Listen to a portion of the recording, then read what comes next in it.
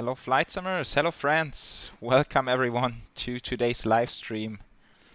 How is everyone doing today? I hope you guys are doing fantastic. And yes, welcome to Bangkok. First time ever I'm having this scenery on the channel. I'm very much looking forward to this flight, and let's see who is here. We have Yannick. Hi Yannick, how is it going today? We have Bob as well, hello to you. Christian, good evening. Christian, nice to see you here. I just saw a second ago there's a VATSIM event even going on at Hong Kong at the moment. I'm not sure how long they are staying online. Maybe we'll catch some ATC there later on, which would be very cool, of course. And yes, guys. So Bangkok, first time ever. Is anyone flying along today? Let's see if there's any other aircrafts around here. Let's see. This camera is a bit slow. No, it looks fairly empty for now. Let's check over here. There's a Thai 787, I think it is. And there's another A321. And no livery. And Francesco, hello to you. How is it going today? Yeah, Bob, that's a nice livery. I agree. I have to say, there, as you might know, AirAsia X is sort of present in many Asian countries, and they have different registrations and different flags they are flying under. So, of course, this flight in reality is operated by AirAsia Thailand, but I only found the Malaysian livery. So yeah, registry is not quite correct today. It's a 9 mic registry, but I figured it does not make a big of a difference, right? So the livery itself is the same. It's just like the registry and the flag up front, which is not entirely accurate. Connor, hello to you. You are in the Thai 788. Cool, nice. Good to see you here. And we have Dennis here asking what the flight time is. That's a good question, to be very honest with you. I don't know. Sim Brief is giving me 2 hours and 14 minutes. So it's not like a huge flight, but I think 2 hours and a bit. It's a nice time for us to yeah, have some fun along in the cruise and maybe play 1 or 2 Kahoots. Alan, hello to you. How are you doing today?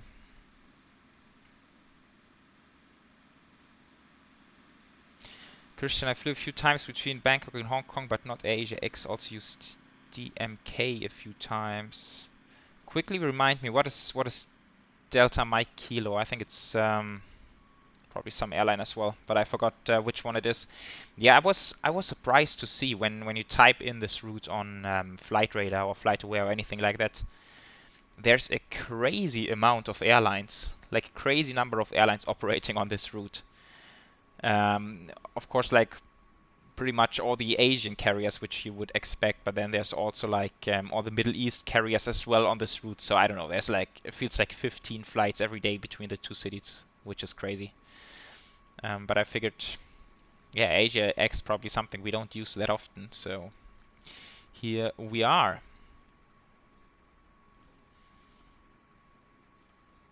Ah, Alan, you are flying on the event. Cool, that's nice. Hope you're enjoying it. And yes, maybe a quick word on the scenery. So there has been a Bangkok scenery available for a long time for P3D, which was the AA Sceneries Bangkok scenery. And now, about a month ago, I think, they released version 2 of it, which is now this one. And I've never picked up the previous one, since I figured like picking up a very old scenery is not really, yeah, not really I'm aiming to do, right? So, but now they have this new one and upgraded a bit. It has now like PBR textures, and it looks very decent in my opinion. To be fair, it's not like Fly Tampa standard or something like this, like from the very high-end sceneries, but at the same time it comes at a fairly nice price of, I think I paid like 16 euros which is fine. I mean, we get an accurate airport layout. We have a very nice terminal building here. We have all the GSX, so the configuration. Look at this terminal building here. That's insane. We can look right through. That's huge. It's a huge airport.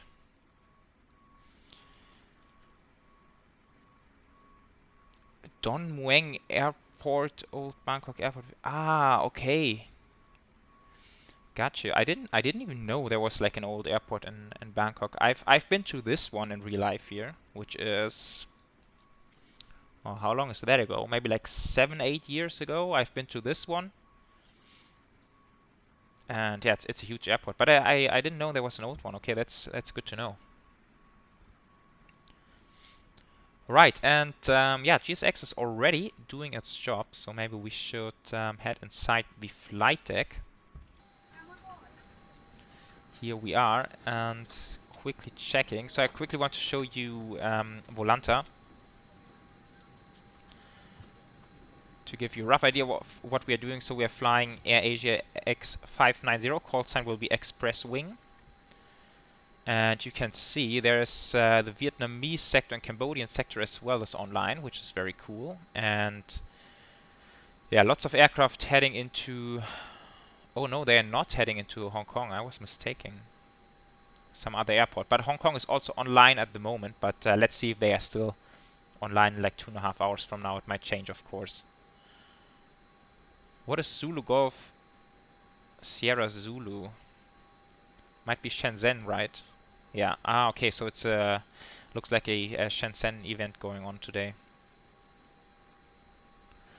Right. But yeah, maybe we are lucky and we are even catching some ATC later on. Cool. So that's that.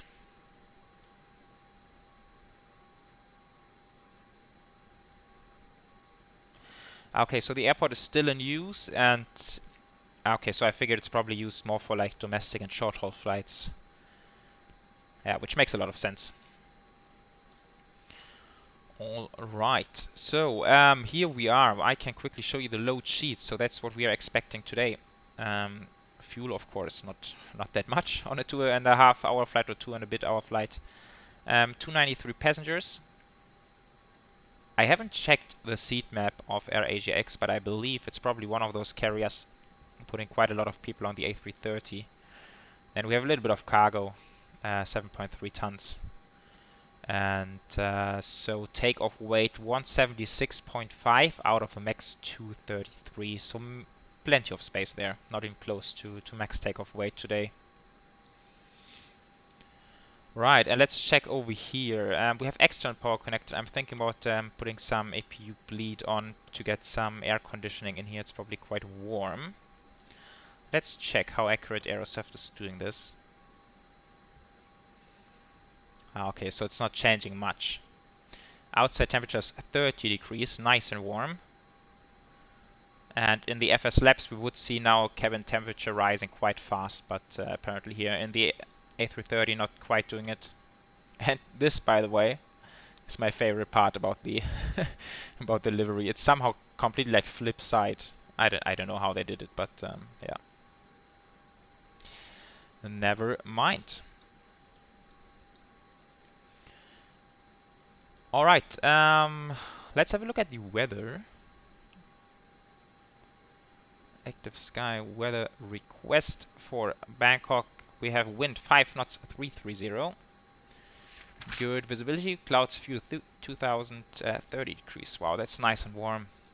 QNH 1013, that is set, that's standard, cool. Yeah, so very nice weather here. And then let's see what's Hong Kong at the moment, but it might change, of course. Ooh, visibility is not that, I mean, it's quite a lot still, 9 kilometers, but it's not perfect visibility. Temperature 7 degrees only. Interesting. Interesting. So let's see how this. Yeah, it might even change later on. Might get worse, might get better. To be very honest, I haven't checked the weather forecast. Maybe that is something we should do, right? I'm trying to be a decent pilot here. Speaking of which, I forgot to do my my disclaimer up front. So Just want to say, as on many other flights as well, I'm not a real-world pilot. Please do not mistake my procedures for real-world procedures. I'm just doing this for having fun, and I hope you guys are also having fun watching this. And that's, I think, all there is to say on this topic. Okay, I'm now searching for the weather. Here it is. Let's have a look. So that's in brief. And Hong Kong. Now, when are we getting there? We are getting to Hong Kong 1644 Zulu. So I should mention this is real world time. My sim time is not real world time, since this flight departs at like 1:30 p.m. local time, and I've also done this in the sim. So sim time is not real world time, but of course here our flight plan is real world time, since we are flying real world weather. Bangkok traffic, red cap 722, taxi into 01 right, Bangkok traffic. Alright. So we are getting there 26 at 16. That's somewhere between here, 16 Zulu, and then it's going to be visibility 7,000, clouds at 4,000, max temperature 21, minimum temperature 13. Wind might be 10 knots from 120. But then here visibility is coming down 4,000. But that's gonna be past our arrival time. Okay, it looks like weather. It's not gonna be like brilliant weather, but still all right when we get to Bangkok later traffic, on. Indonesia to and final runway 01 start.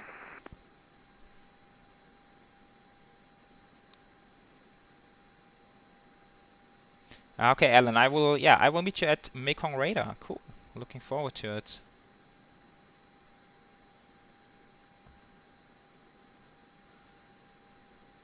Okay, Christian, so you're saying it's quite typical this time of the year that visibility is not great, and I believe that's due to, is it like fog or dust, or probably just high, no, I forgot the word. What is the word in English? Humidity. That's one. High humidity, I guess it is.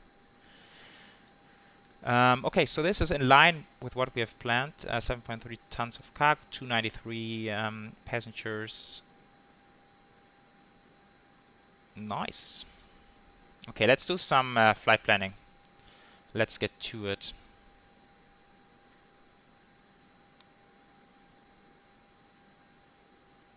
The haze. Okay, haze is the correct word then.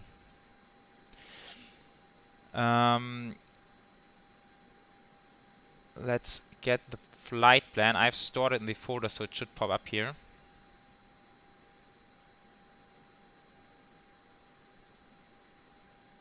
And now I forgot what runway is in use here. I'm quickly checking flight radar to see what real world aviation is doing at the moment.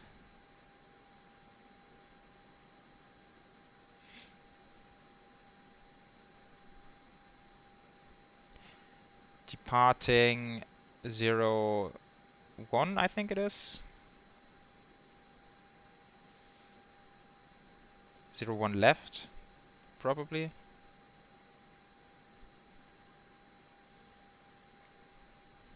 Yeah, I think if we do 01 left or 01 right as well. Okay, let's do 01 right.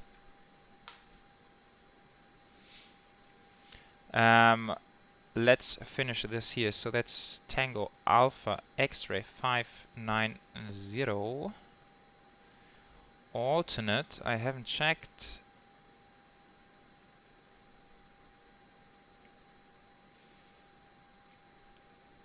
That's Victor Mike Charlie.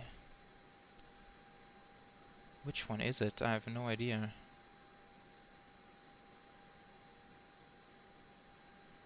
Ah, that's Macau. Okay, Macau is very close. That's just across the bay, basically. Okay, then we have cost index Immersion giving us 27, and we have a flight level of 390, and that's throughout the entire cruise. Now let's get the wind. That's all in here. Second inlet, block fuel 17.3. These are the weights. Alternate, then only 1.5, which is not a lot, but since alternate is very close. Extra time just about nothing for now. Maybe this will change a bit. And let's see, so it's 01 right, and it has tuned the ROPCA or ROP 3 kilo departure. Let's see what this one is.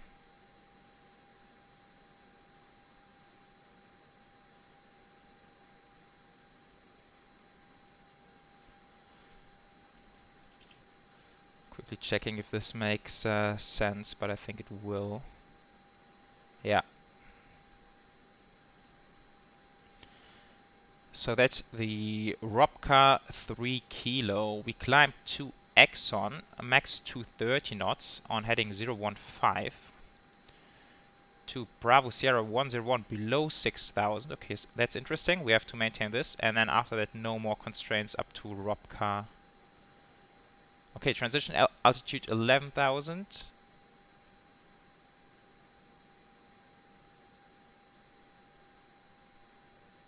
Initial climb clearance 6,000. Okay.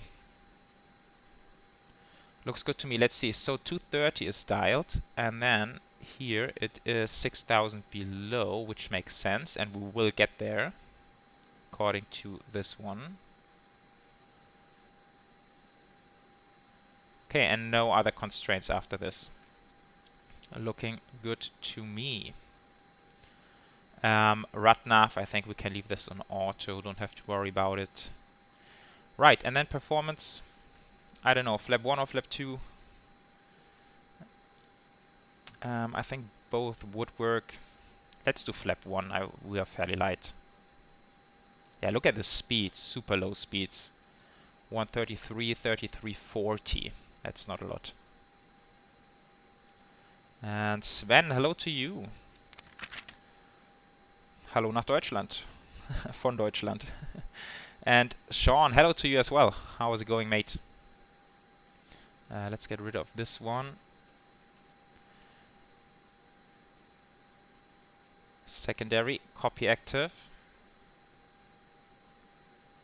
Now it always feels like we are missing something when setting up the A330, since everything is so easy and so fast to do, but I think everything we need is in here. So that should be fine. We are not having ATC at the moment, so let's set... I know, it was 6,000, right? No, let's be accurate. 6... Wow. 6,000, there it is. I want to get the floodlights off. That's a bit better. Still quite a lot of lighting in here. Checking outside. GSX is done. We can close up the doors in a second.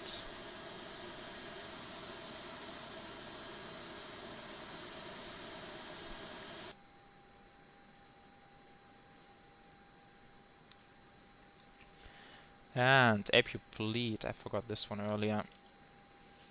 Okay, so let's go to aircraft doors. Close, close, close and close. And then this is coming 1000.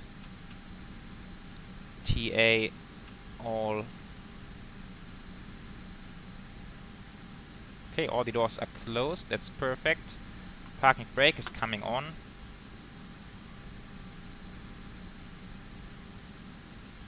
And then we have the seat belts coming to on. Fuel pumps are coming off. Beacons. Looking good. Should we do some checklists? Let's go before start checklist, I guess. Cockpit prep is completed. Gear pins and covers are removed. Signs are on and auto. Adheres are nav. Fuel quantity, we have 17.24 tons on board. Takeoff data is set. Yes, it is. Bear reference 1013, and that's 2 times, that's 3 times checked. Harness is secured, ATC is set, windows and doors are closed, beacons are on, thrust levers are idle, parking brake as required. Okay, very nice.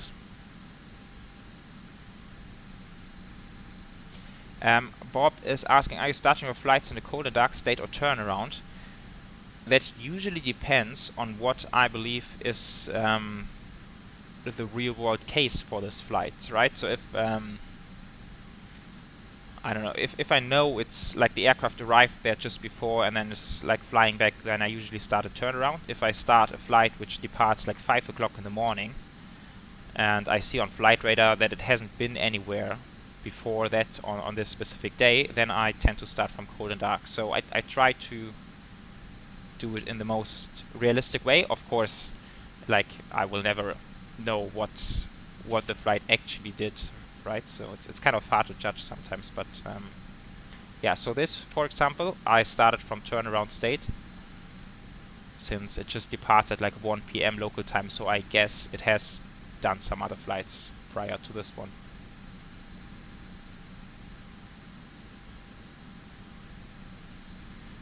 Sean is asking, my A330 cockpit is dark. Did you use any mod textures for your cockpit or shaders? No, I did not. And to be honest, I'm hearing the issue from quite many A330 users. For my part, I've just been lucky. I've never really had to battle with with dark A330 cockpits. So for me, it is just this way. If you want to try, what I can recommend, if you have a chase plane, go to Preference, Camera, and then here you have the onboard brightness. So this is changing it quite a bit, right? So just notch it up like a little bit, like this, and then it makes quite a huge difference. Kators, hey to you. Bangkok, Savannah Boomer, traffic, red cap 722 takeoff, runway 01 right, Savannah Boom traffic.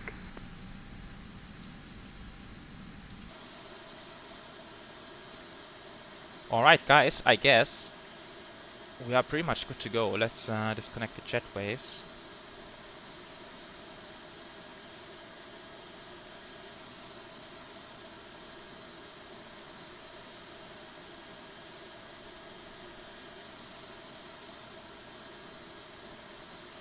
And Connor is also just pushing back. That's perfect timing. Cool.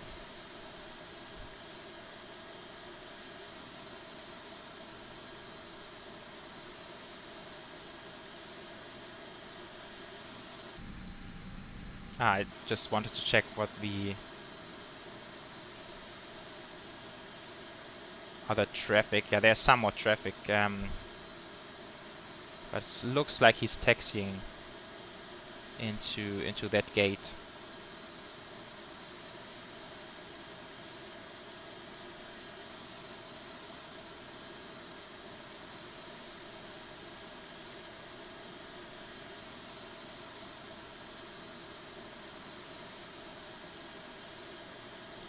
Kutros, you're struggling with hardware. Should I get the i5 11600 or the Ryzen? To be honest, I have no experience whatsoever with the AMD CPUs, so I don't know honestly. At the moment, I'm super happy with my Intel CPUs, so that's really the only thing I can say about it. And usually the Intels are doing a pretty good job and are powerful enough for flight simming. So maybe if it's also cheaper, then maybe just go for the Intel, I guess. Mostukli, hi, grüezi. And Matai, hello to you. I'm doing good. How are you doing today?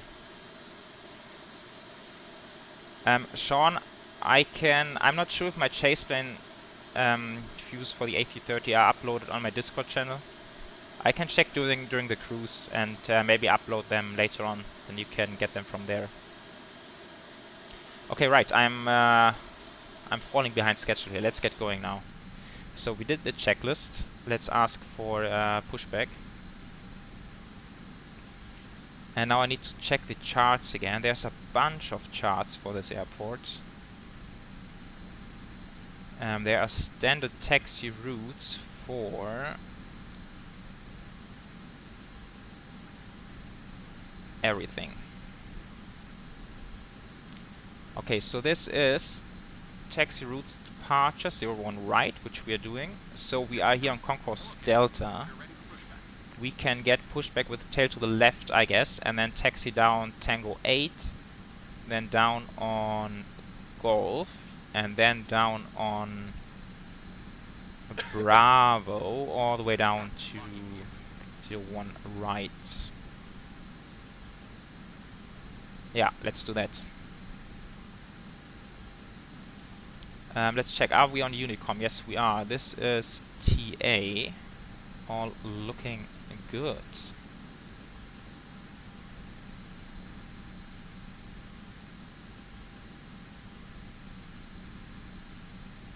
What is our stand again? Delta something. That's Delta 3? Oh, it doesn't show here.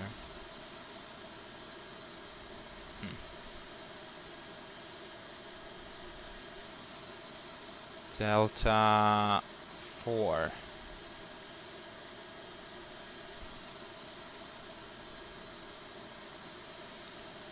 Bangkok traffic. Express wing 590 is pushing back stand Delta 4. Right, and now we should be ready to go. So parking brake is coming off.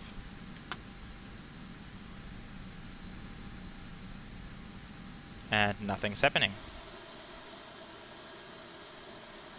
Ah, I think we still have some connections.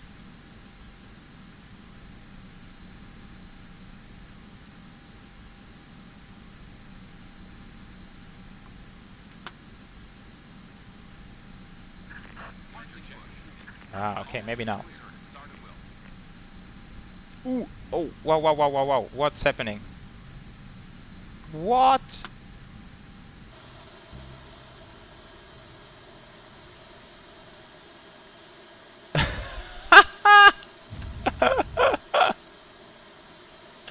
Wow. What just happened? I've never ever seen this before. Motherboard traffic, Red Cap 722 is 3 minutes out. What the heck Still just one right happened is here? free.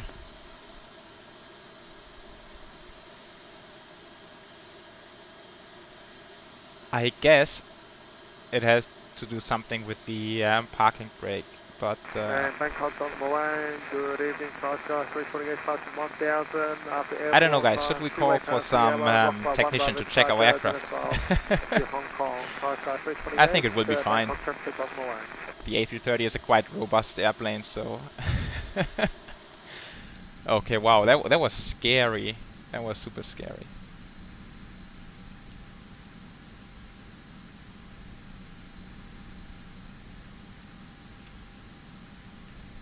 Yeah, Bob, V1 rotate right off the gate.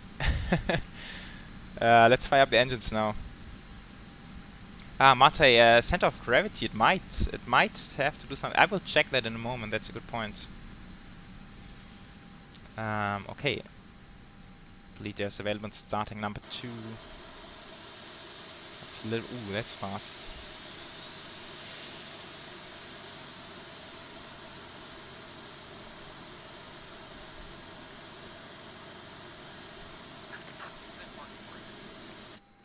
Okay, I think the aircraft is in a very good condition. No worries at all. This also happens quite often on the A330, it just resets the squawk, which I don't like that much. Oops. Oh, come on. Ah, there we are.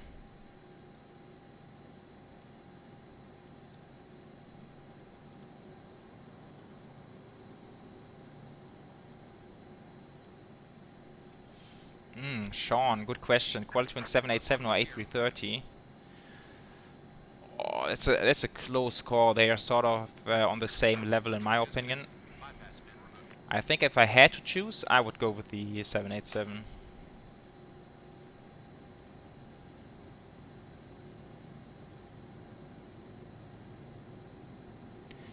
Mate, the ground crew and passengers, that's GSX Ground Services X. And King Creed, hello to you. I'm doing good. How are you doing? And Mr. Codbeast as well, hello to you. How's it going, mate?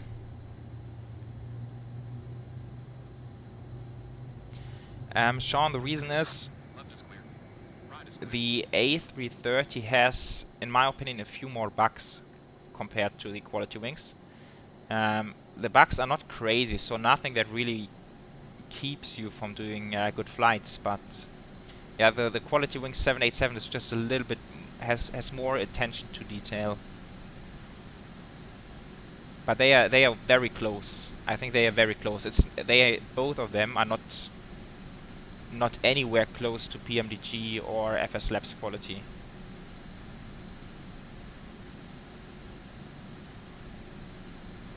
Oh, Mr. Codbeast, you're playing Microsoft Flight Sim 2020. That's nice.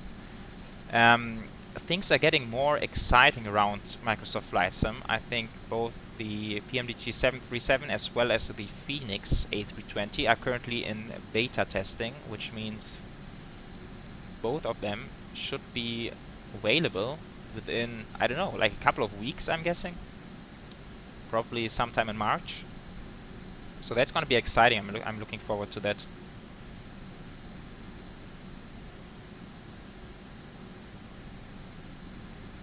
Oh, Kingreed, no worries at all.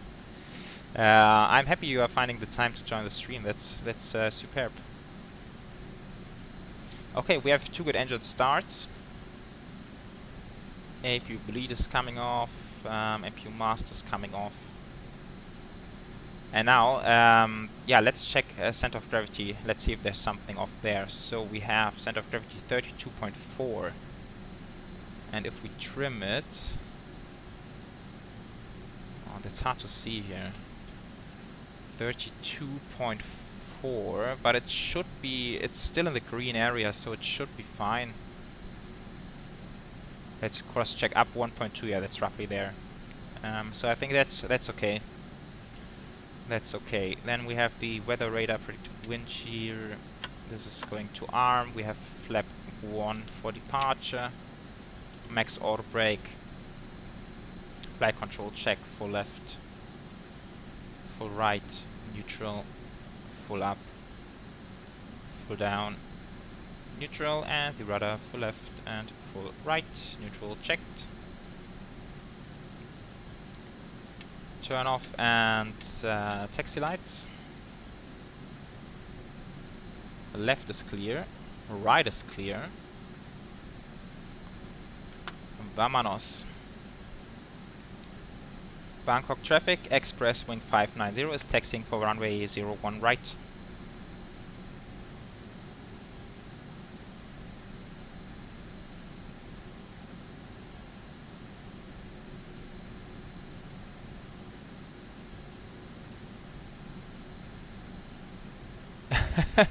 Mr. Godby is saying, TJ, it's your fault that I had to buy a 1,800 buck PC and the game.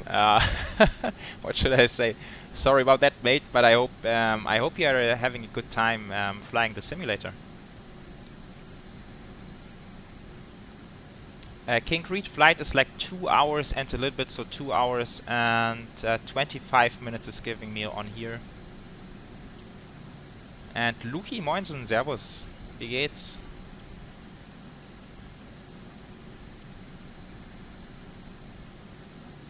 Yeah, Mostukli fly. Yeah, the livery is quite nice. I've mentioned earlier that unfortunately I only have the Malaysian version of the AirAsia X livery, while in real life this flight would of course be operated by the Thailand version of the livery, which we can see up here. Because here that's the Malaysia flag, but that's like the only version I could find. So, but I mean, livery itself is cool. I like it.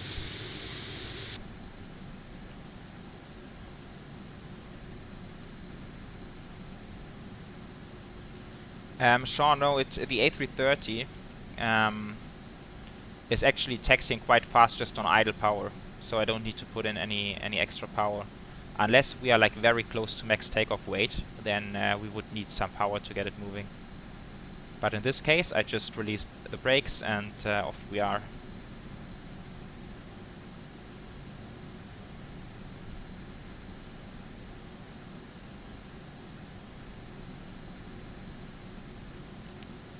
Mr. Codbeast, that's very nice to hear. I'm happy you're enjoying the sim. And what's your favorite airplane so far, or which one are you flying at the moment?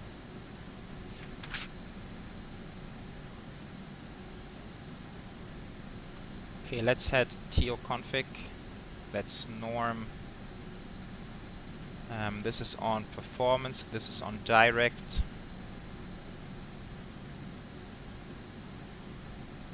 Yeah, I find this terminal building so impressive, like with all the glass here, and we can look right through. Pretty cool.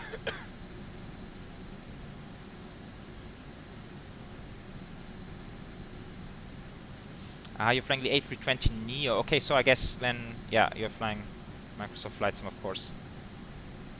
Yeah, you have mentioned that before. Nice, very, very good. Okay, we will taxi down Bravo, which I think is the next one, yes. Look at this, we even have animated lights here.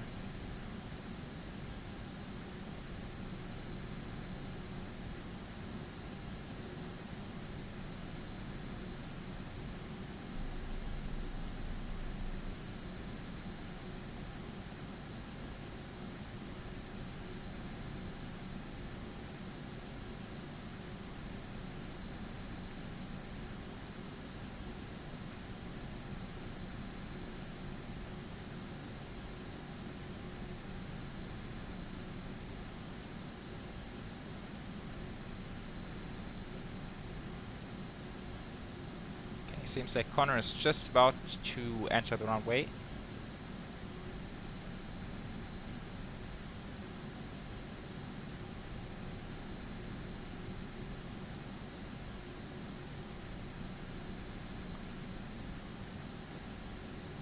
I think we don't really need this floodlight, do we?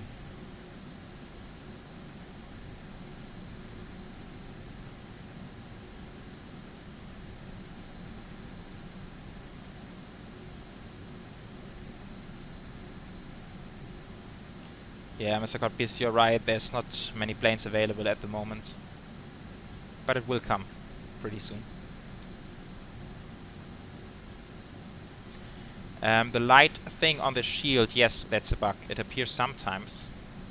Right now it's... Ah yeah, we can see it like flickering here. Yeah, that's a bug.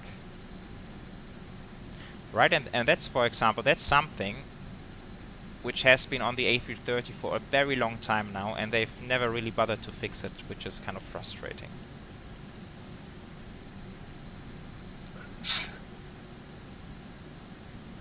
It's so funny to have like the sneezing sound and the coughing sounds from the first officer.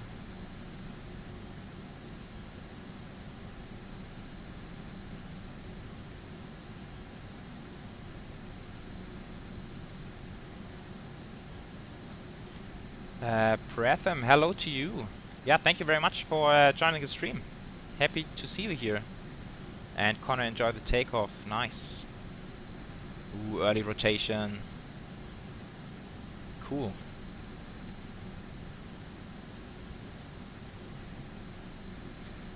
King Greed, is the CRJ in Microsoft Flight Sim good? I haven't tested it in Microsoft Flight Sim.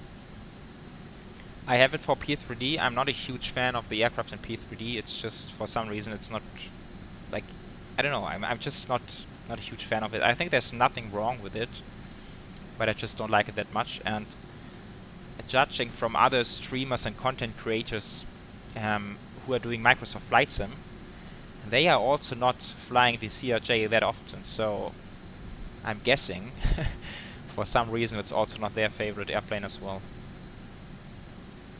And William, hello to you. Nice to see you here.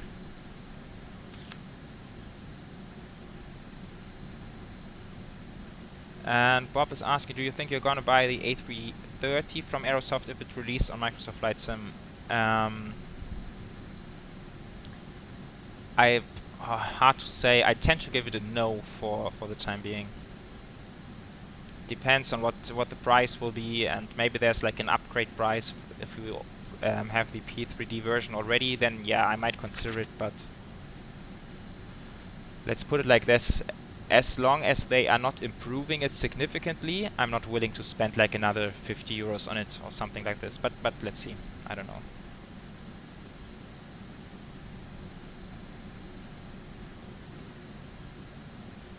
Yeah, Yannick, right? That's the same for me. I love the aircraft as such. I think it's a beautiful looking aircraft. It's also fun to fly without an auto throttle and that kind of stuff.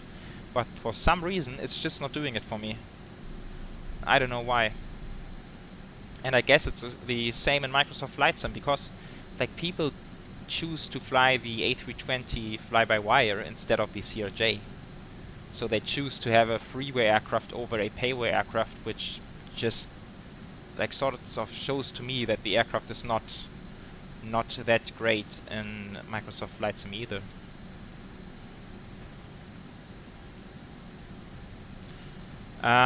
We haven't run the checklist, did we? After start checklist, anti-air is not required. ECAM status check, pitch trim is set, rudder trim is 0, ground crew is clear, that's all done. Taxi, yeah, let's script that. Takeoff.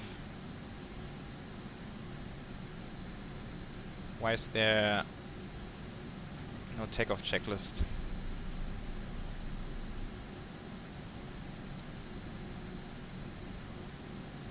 Ah, here it is. Load sheet is checked. Records or check flight instruments are checked as well. Briefing confirmed. Flight settings, flap settings, config 1, I guess. V speeds are done. ECAM mode takeoff. No blue. Should we take the first one in here? Yeah, I think we can. And takeoff runway is confirmed. 01 right. Cabin crew is advised. Engine start selector is normal. Packs are on engines.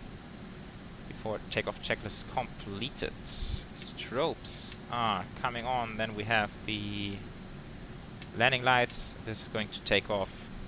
Transponder set. Oops. I don't want to put it into the field.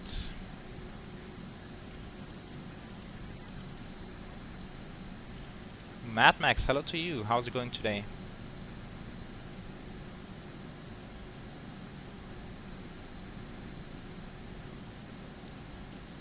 Bangkok traffic, express wing 590, departing runway 01 right.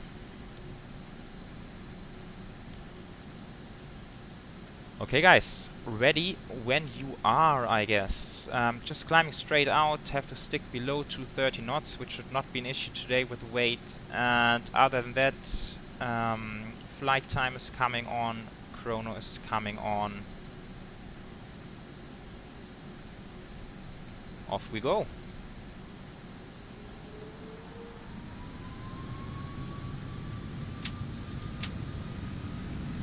Man flex, SRS and runway, auto thrust blue, airspeed alive.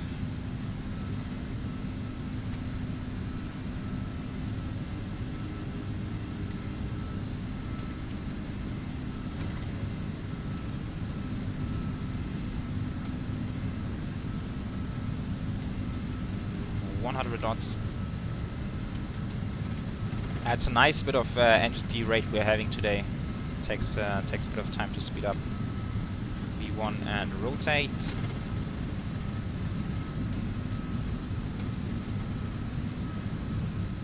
And positive rate. Gears coming up.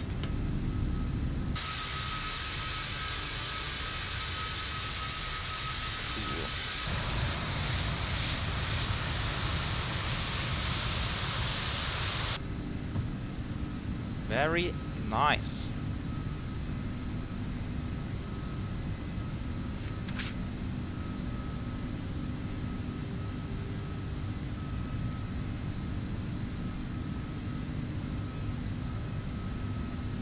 The A330 always feels very weird after I fly the FS Labs for a while, because in the FS Labs the control inputs are much more direct compared to the A330, so here it's always a bit of time lag until the aircraft reacts to the inputs.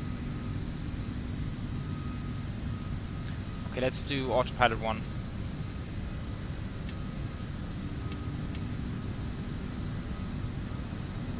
Flaps up. Speed checked, flaps up.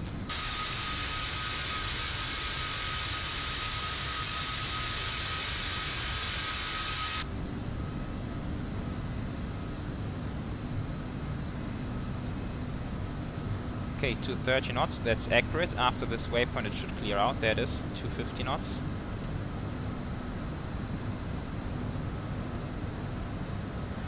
And here it says 6,000 or below, but I think as long as there's no traffic around. Let's look above.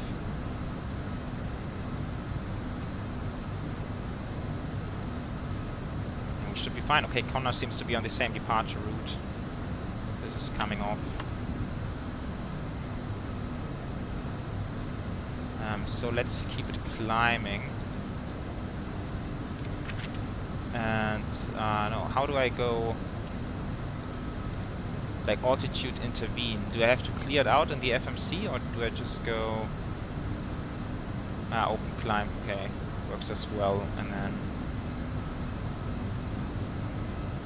clear the constraint like that. Looks good.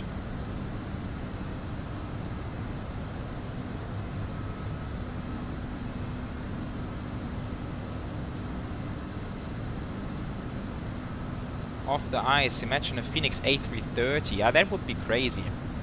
Or maybe even FS Labs A330 as well, right? So I guess that Phoenix is pretty busy with their A320 series for now. But FS Labs... Takeoff traffic, Delta Arrow is 23, is that standard A1 starting engine?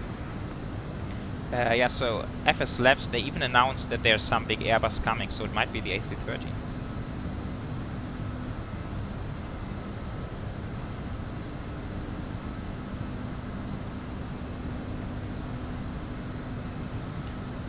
King Creed, I wouldn't call it a crappy regional jet. I think it's a quite a nice aircraft, but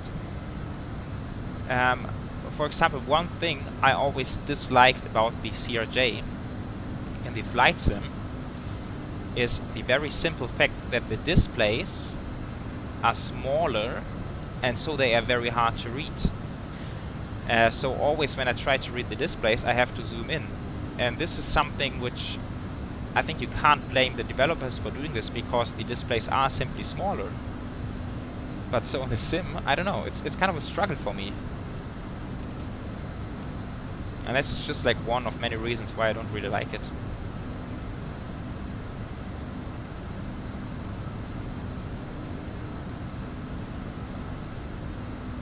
Okay, Mad Max Aviation, great to hear you're doing good, and yeah, no worries. There will be other live streams. So all cool. Yeah, Bob, you're right. FS Labs is doing the Concorde, which I don't know. I know the Concorde is a super interesting aircraft, and coming from FS Labs, it's probably going to be very, very accurate as well. But I'm not sure if like people are so crazy about a Concorde.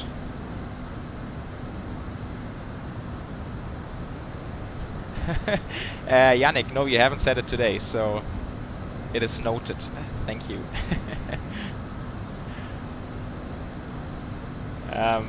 Yeah, but Yannick, as I've said before, so I think I will not go into Explain 11, but I might be going into Explain 12 once it's released. Let's see.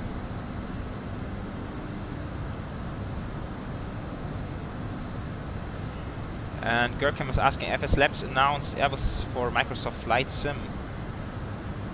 Wow, actually I'm not sure. To be very honest, I'm not sure at the moment. I think they did. I think they said it's gonna come for Microsoft Flight Sim as well. But I'm like 75% sure at the moment.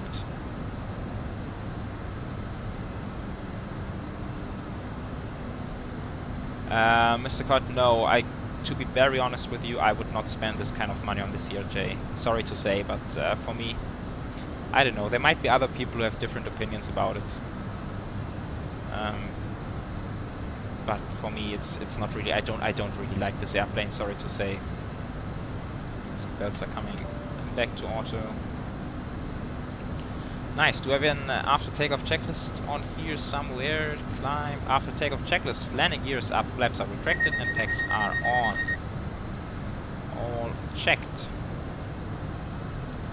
Right, now we need to see when ATC is coming up, but that's not gonna be before the Cambodian airspace, which is quite a while away from now.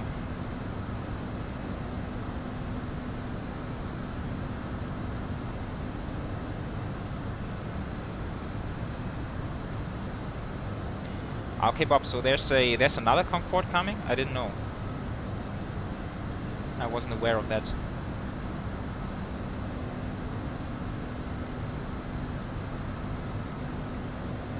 Okay, Yannick. So they're doing something for Microsoft Flight Sim, but we don't know what. So I guess they are probably doing the Concorde first.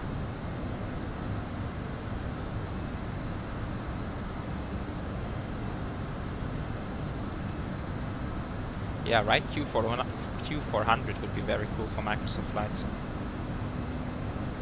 And off the ice, A350, absolutely. And that, to be very honest, that would be like my absolute dream plane to come from FS Labs. And I really, really hope they're doing an A350.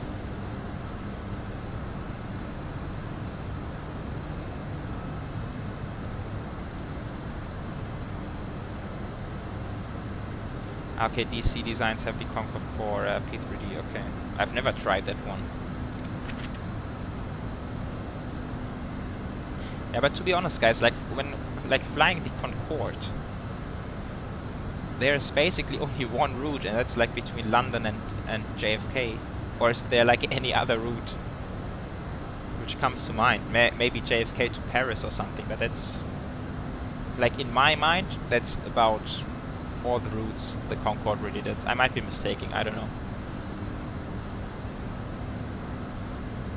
Hey Richard, how's it going?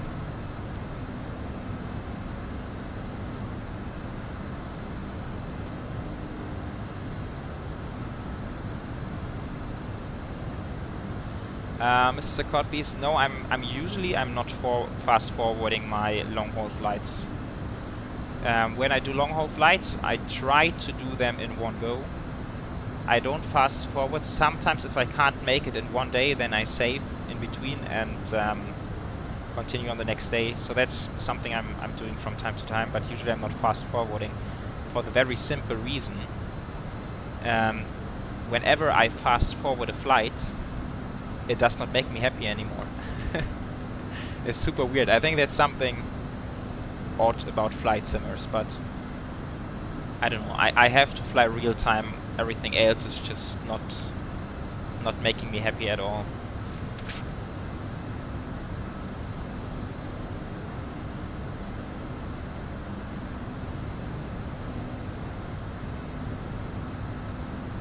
Richard, sorry to hear. I hope nothing very bad has happened to you.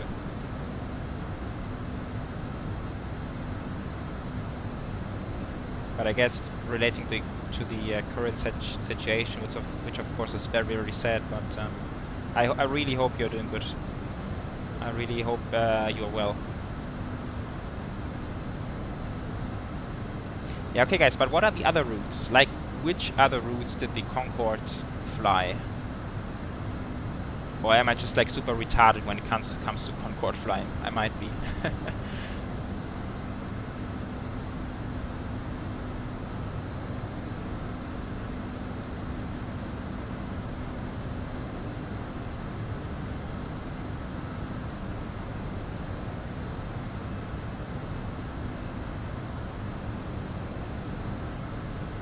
Bridgetown, Caracas, okay.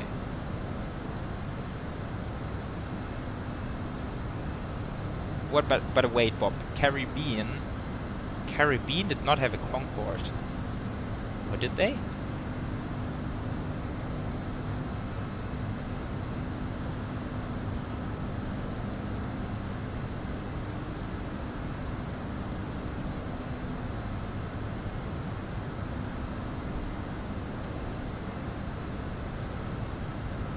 Let's look up something. Let's do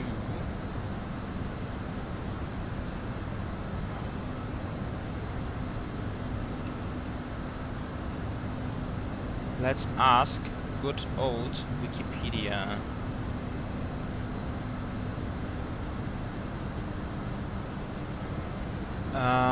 Let's look at development design, scheduled flights.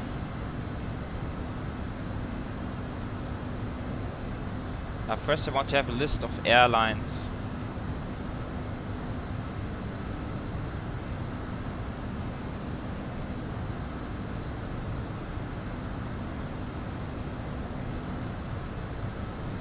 Operators, there we are.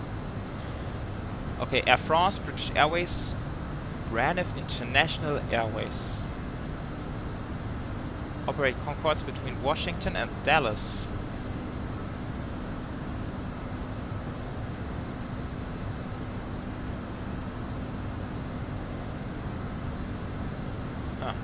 And Singapore Airlines, okay. Ah, that's like the one with the split livery, I remember.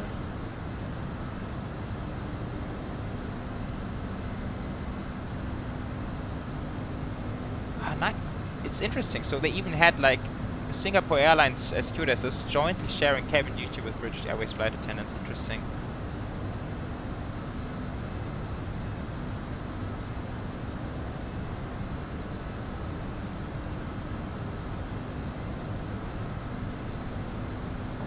Flights. Okay, so guessing from this, I mean it's only really Air France and British Airways. But let's go back to the operational history.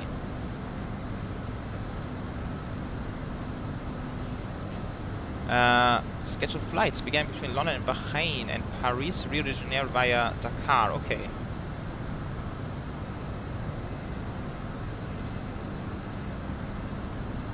And then there was a Paris to Caracas route via Azores, okay.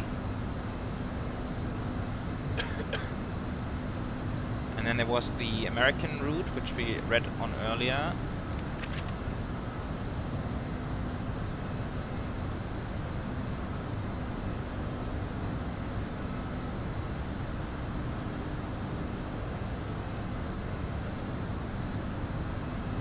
And then the shared one was operated between London and Singapore via Bahrain. Okay, got it.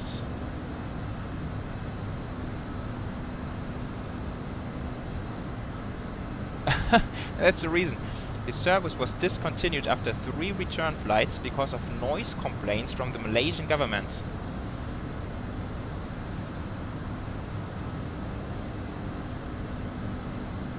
And then a dispute with India prevented Concorde from reaching supersonic speeds in Indian airspace. That is interesting stuff.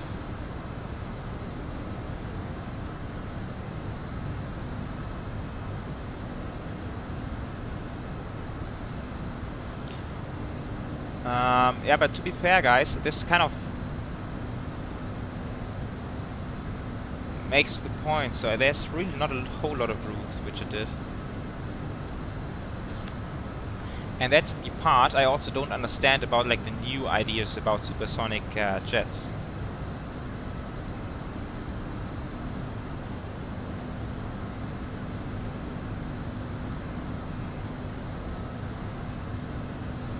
You're saying there was, yeah, let's read up on what Bob said. So, the Bridgetown.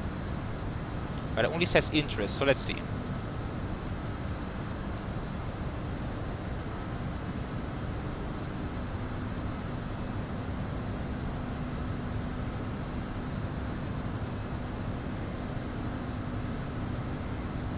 Or was there like another 0.4? Wait, let's see.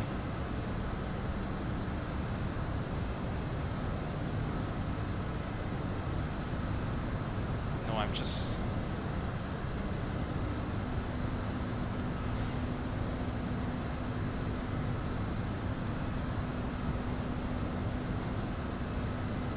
Okay, it flew thrice weekly.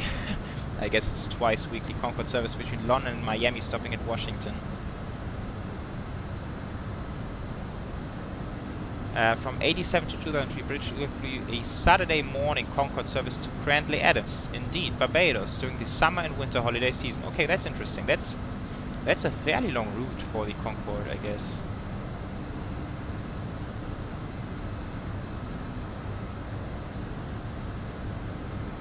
Okay, so the history, it is quite interesting.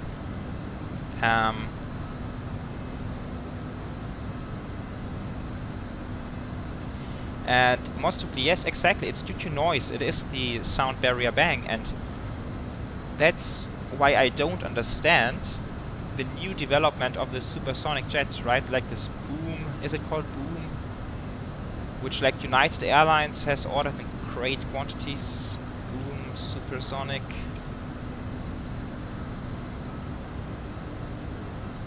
Yeah, right, this thing. Like they are building it, and United has ordered, I don't know how many, like quite a number of them.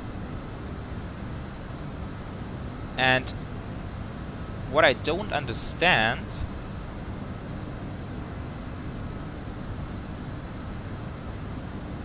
I mean, this is like, what's the benefit of saving like 4 hours when traveling from continent to continent? That's like one thing I don't understand.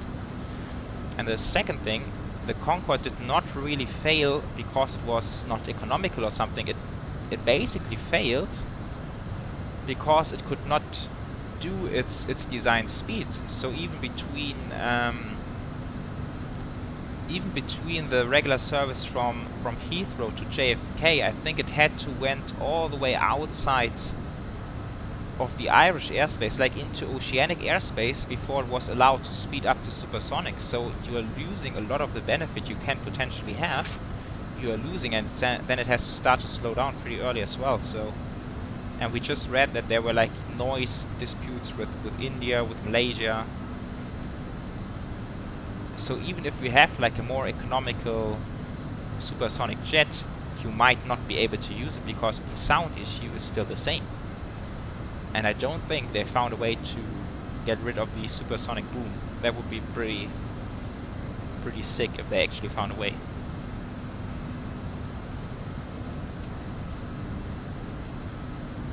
Hi Flyer, hello to you, how's it going?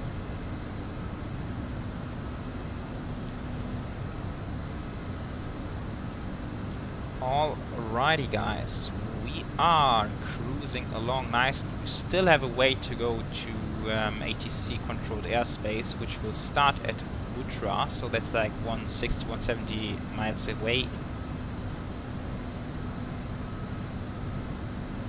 Let's get some cinematics.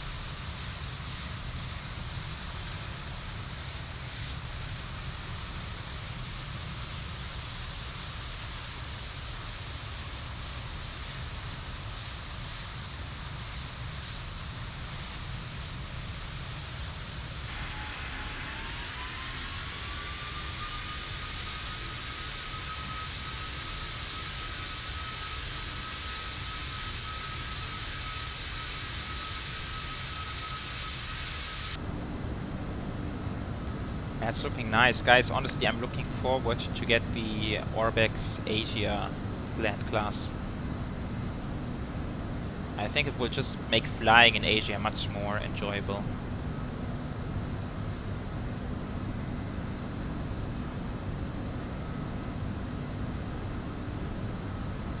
Bob, have you, like he's asking Tisha, have you been on the museum in Germany with the Concorde? Yes, I have. It's not very far from where I live. It's about like 1.5 hours from here. But last time I've been there, I don't know. I was like a long time back, like 10 years or more, when I was a child. But it's very nice to see it. And the Concorde, I imagine it, or I found it to be much smaller than I imagined it. Right, so the Concorde, it's basically designed for intercontinental flights, but it's a small aircraft. It has like it's one aisle, of course, and it has like a 2-2 configuration, I think. So from the inside, it's much smaller than like your regular Airbus A320 or something like that.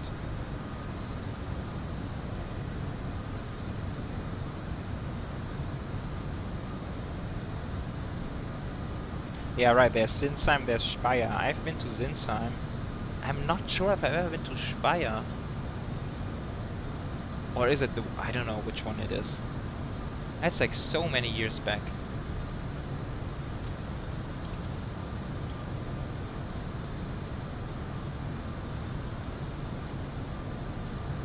I don't know, long time ago.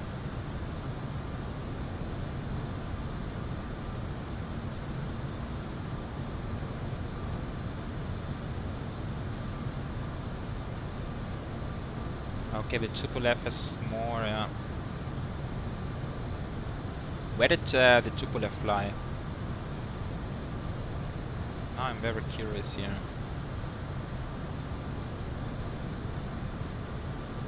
Tupolev, let's see. Probably has only been operated by Russian carriers, I guess.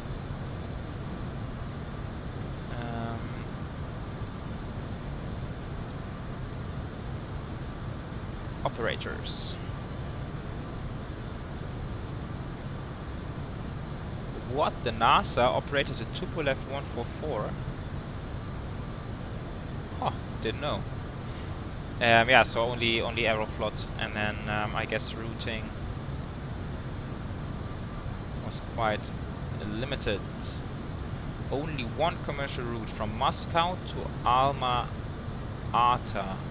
Ah, that's Almaty.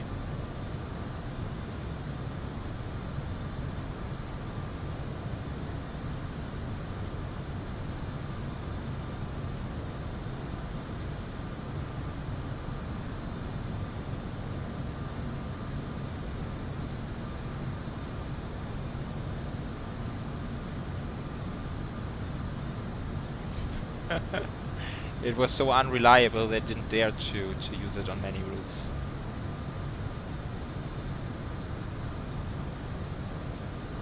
I mean, just think about how much development costs, how many great engineers are sort of working on designing an aircraft like this, and then it basically is not used at all.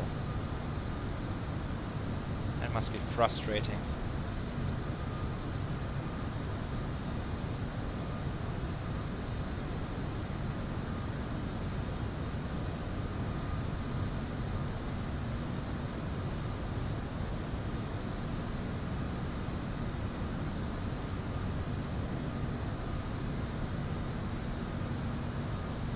Yeah, it's more prestige, that's right. Yeah, I don't know. So when FS Labs comes around with the Concorde,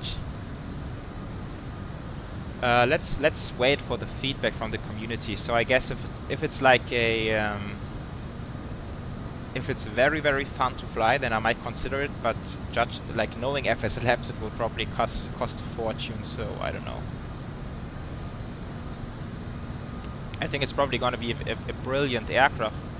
But spending like 100 euros or more to do like 2 real flights is not really what I'm looking for.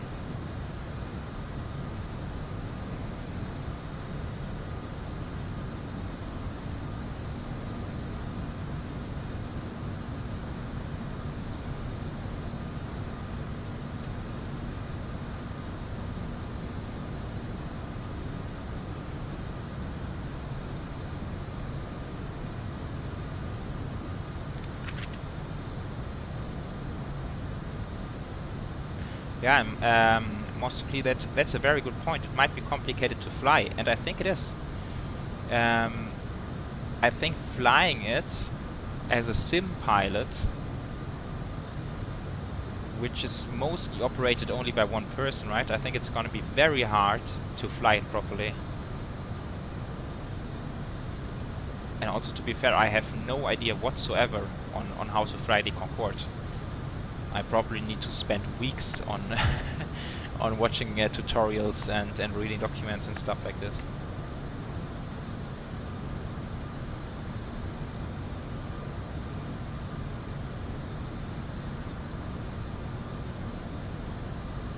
Okay guys, I'm gonna be AFK for like 2 minutes before we enter controlled airspace. I will be right back.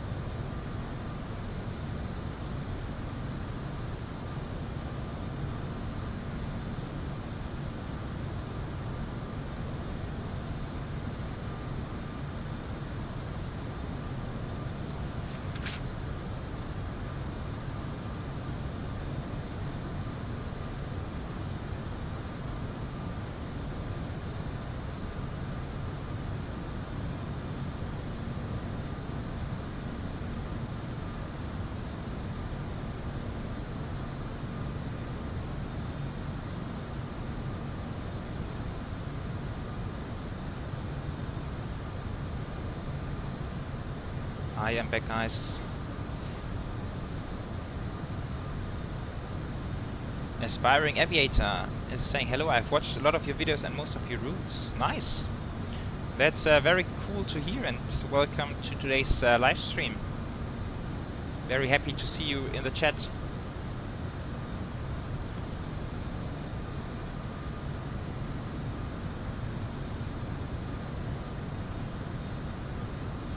Yeah, guys, there have been some releases lately, right? Oh, sorry, I'm just searching for the right tab.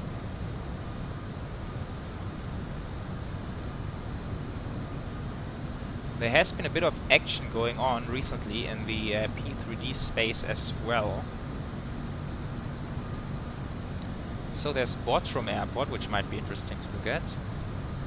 Then RD Presets announced RD Shade, which I think what they are saying is it's basically another shader tool, but you can do live shading while using the sim. And yeah, I guess it's a very good tool. To be very honest, I'm not a guy focusing too much on the shaders, so I'm not sure if this is something for me. But I guess it's a pretty good tool. Then we had a big update from Active Sky. Actually I wanted no, I forgot. I wanted to try today because it is affecting the true sky clouds a lot, so apparently making them a lot better. But it's not bringing a lot of changes for legacy clouds. So it's mostly focusing on volumetric clouds. And then there was also, yeah, MK Studios, I think today or yesterday they released the Rome scenery for Microsoft Flight Sim, and it's also pretty soon it's going to come for P3D, and this is a scenery I've been waiting for such a long time now. I am so much looking forward to get a decent Rome scenery in the sim. It's going to be amazing.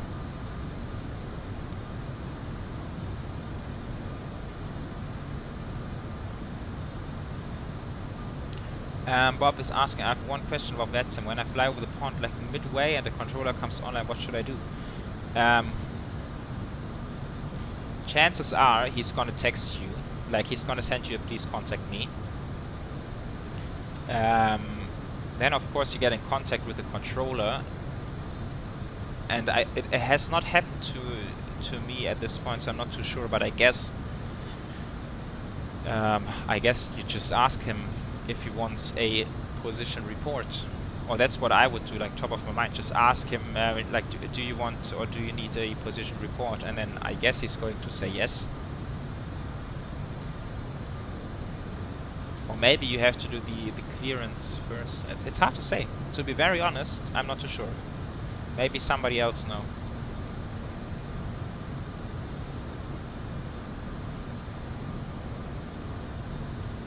Yeah, but Bob, I mean, if he's just coming online and you are en route, just ask him if he needs a position report, or if you need to get in oceanic clearance, and I guess he will let you know. Aspiring Aviator, yes I do. I have a Discord stream. No, not a stream, sorry, like a Discord server. Yeah. The link by the way should be in the video description. You can find it there. Justin, hello to you. Yes, right, bit of a different route today. I figured I want to fly or want to try Bangkok for the first time on the stream. And Hong Kong, of course, we know rather well, but it's a beautiful airport, so it's always good to fly to Hong Kong.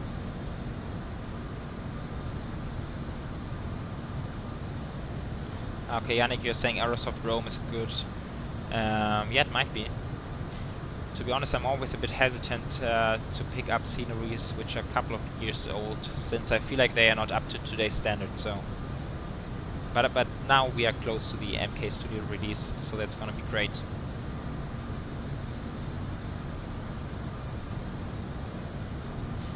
Sebastian, you flew this route many times, mostly on Thai Airways. Okay, very cool.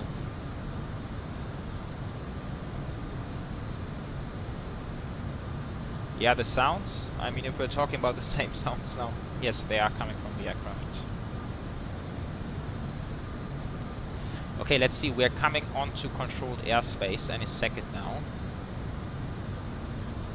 Mekong radar. Oh, we have a CPDLC. We can try this. We have it on the A330. Yeah, let's try this. That's cool. So let's listen in. It's 129,425.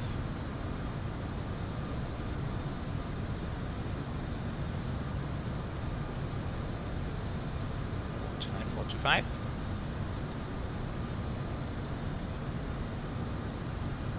And starts at Butra, which is now. It's still like 60 miles away. I usually like to get in touch with the controller at like 30, 20 miles.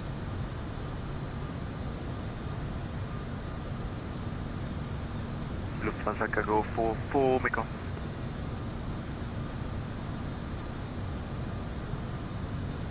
Yeah, Yannick, of course, if you have like a decent roam scenery, then absolutely. Lufthansa Cargo 44 Mekong radar.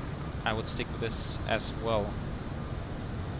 Yeah, but the sounds from like paper forwarding and people, that's all coming from the A330. Baltic 356, go ahead. Baltic 356, approved, report went back. Got it, thank you very much. Yeah, and it's saying, so I want to set up the CPDLC. Vietnam 1102, contact passenger terminal CPDLC lock on Victor Victor Charlie Lima. Connection. Notification. Victor Victor Charlie Lima.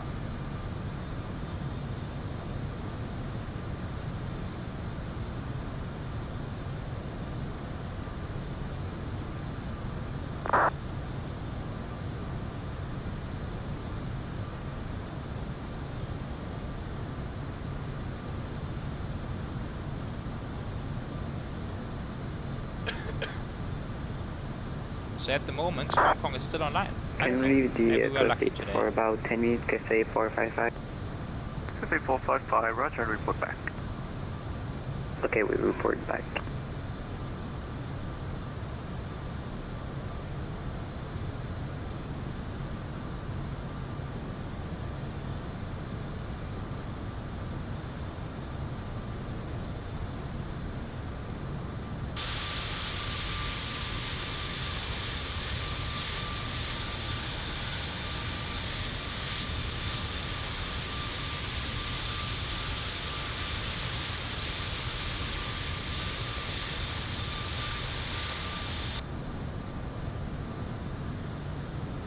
Guys, by the way, another thing I want to mention today.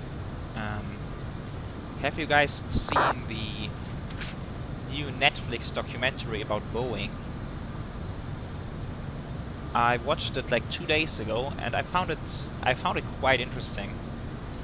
It's covering the topic of the 2737 MAX crashes and like how Boeing reacted on this, and a bit of technical background around this topic as well. And it's super interesting, of course. Like it's Netflix style. Netflix is always a bit I don't know how to say it, like maybe over dramatic. Not sure if that's the right word. Of course, it's horrible that there were like 2 plane crashes and a lot of people died, so it's pretty sad sad story. But yeah, like Netflix is sometimes a bit over dramatic, I think, like in the way they are describing what happened within Boeing.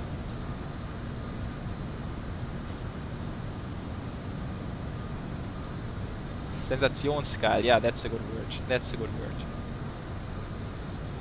Yeah, but it's quite interesting. So what they are explaining is, so the 737 MAX has this MCAS system, and for me, what was like the most interesting take, or maybe I shouldn't spoil it. I'm just thinking. No, you know what, guys? I'm not going to spoil any content. You should watch this first, and then maybe on the next live stream we can discuss the content. But it's a good documentary. I would highly recommend to watch it.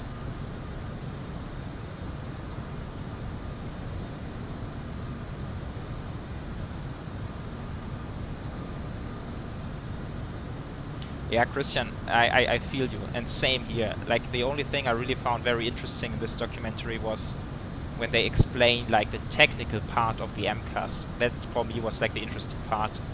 The rest is a bit Netflix stuff. And Bob, are you flying in the Rosenmontagsfly into Köln or Düsseldorf? Oh, that's a good question. I haven't planned yet, but yes, I might do. I mean, yeah. I will look into it. I haven't checked it yet. Okay, let's try to contact ATC here.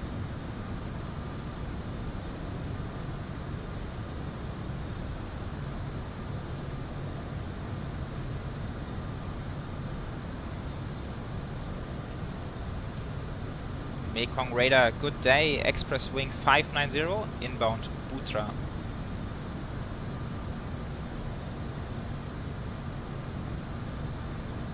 Station calling, say again, course high Oli. Express Wing 590 inbound Butra.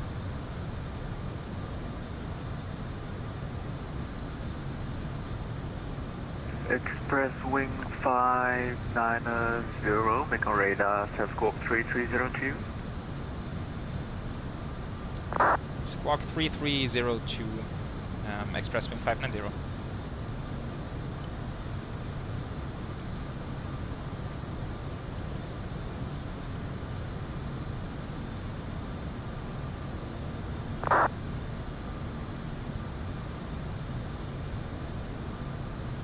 Express Wing 590, hello, identified. Continue maintain flight level 390.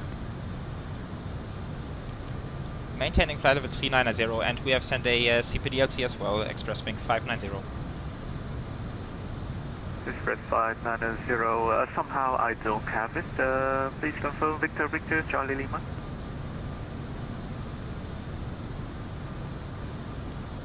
Yes, confirm Victor Victor Charlie Lima. It says your station not online, but it's no problem. We can continue over voice. Express Wing 590.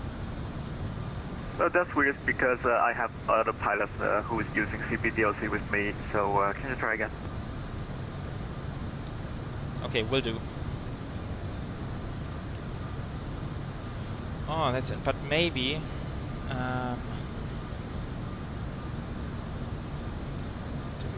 Charlie Lima, I'm thinking maybe I did something wrong in the setup.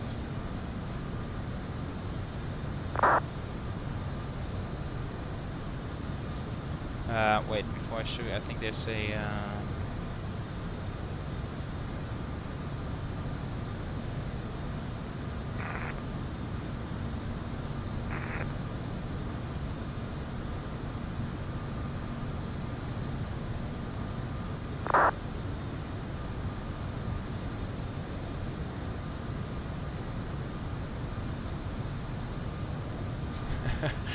Oh, Bob, you're very critical here. I know he said call sign only, I know. Guys, I know somewhere in the A330 configs there was a way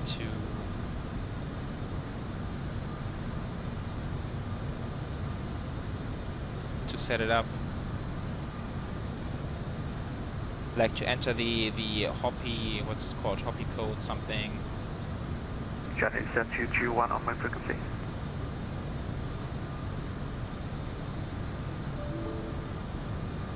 Oh no, that's wrong. Frequency 129.425. Johnny 7221, contact Sandiano 120.5. Sandiano 120.5, Johnny 7211, then for your service. I always stupid me. Hoppy lock. Now I don't know my code. I thought it somehow it deleted. Probably with the last update, it deleted it.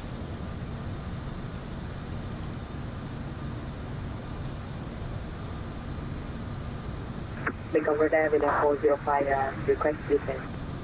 Without 405 descent, maintain flight level 190. But I think I probably can't set it up now, right? I have to do it when the sim is not running.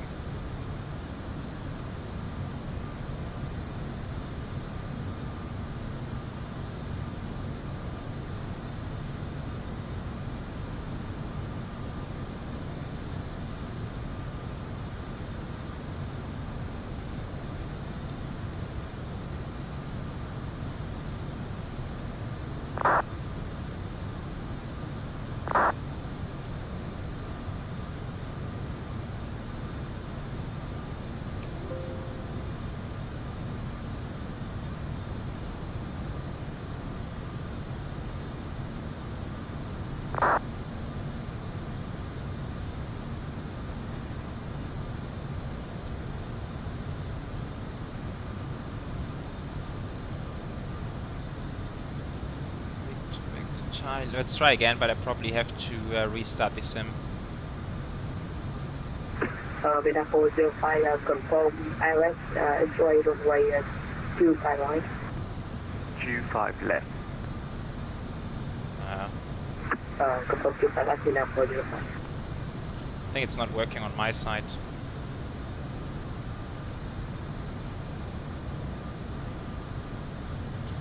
Operation Sim, moin, bist du Deutsch? Ja, I am. Ich bin Deutscher.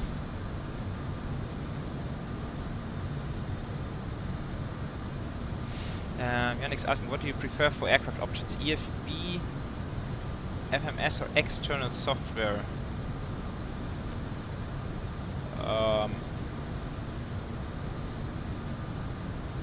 I'm not quite sure if I get the question correctly, but I mean FMS is like the most important, sort of. I mean you need to have a good FMS, and EFB is, I don't know, EFB can be good, can be bad. I think the Aerosoft EFB is rather bad. The FS Labs EFB is very good.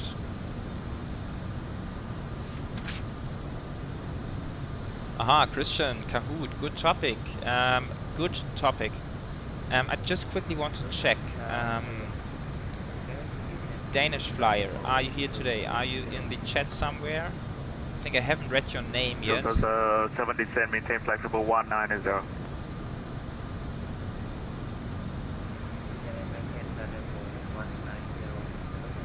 Oh, where I like the options like sound setting. Lufthansa 7, confirm you were requesting 280. I think the best place would be the EFB.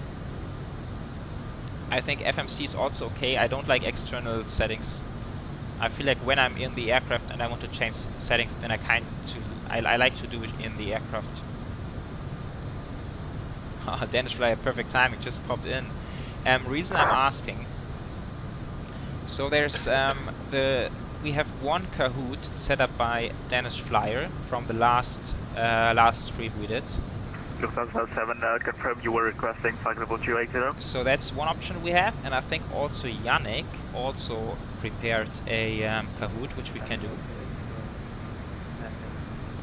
No, that was the question. Did you request flexible Mr. 280? Avan, hello to you.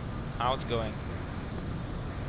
Can you tell me the reason? Because I'm gonna give you 190, but if there's a reason you want to maintain 280, that will be fine.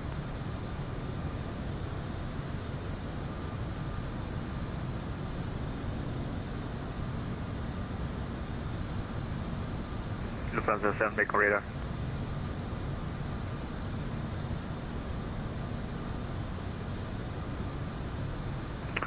Mekong Radar, Sky 328, you happy for us to switch over to Unicom 122 this way? You should be with Sandia Control Ali, very hello soon, to you. so Welcome stay to with me stream. for a while. Okay, 328.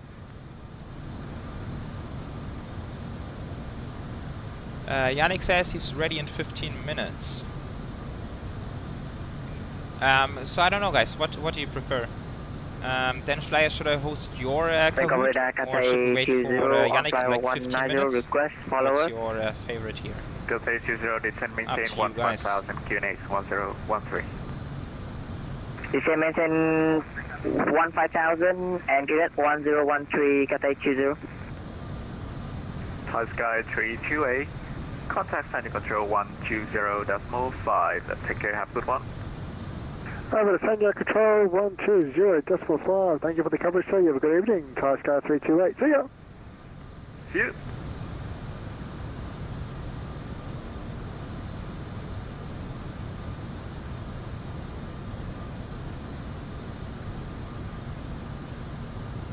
Yes, I think we can do both. If I remember correctly, the one from Danish Flyer. 70, descend, flexible 190, please.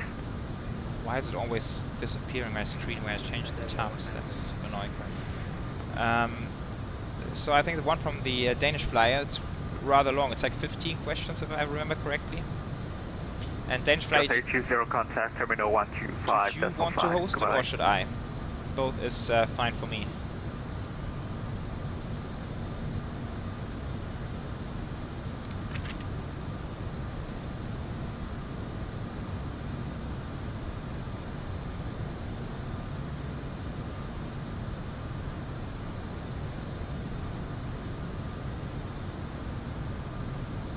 Cathay 20, contact terminal 1255.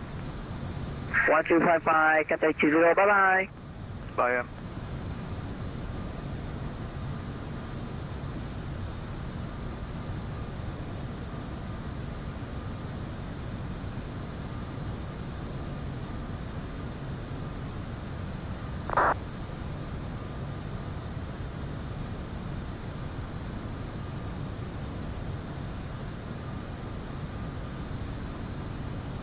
So let's see.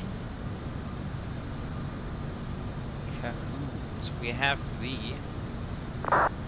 So Danish Fly. That's the one called the Ultimate Aviation Quiz. 15 questions. I haven't looked at the questions yet, but yeah, it's your call.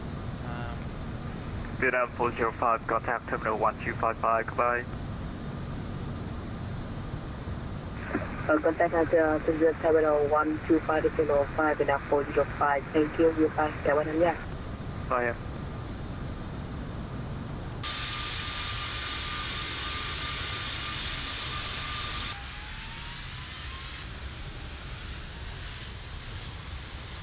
Okay, Yannick, you are ready. That's cool. Back to the cockpit, sorry. So Yannick, do you want to no try to problem. host yours? What? Say your request. We don't have requests. Say again. We don't have any requests for the moment. Alright.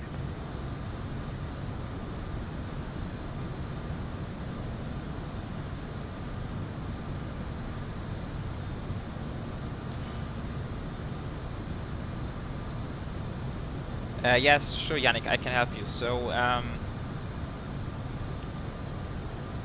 and I will try to join it from the desktop, so I can show it here on the screen, so people who are not playing along can see the questions nevertheless.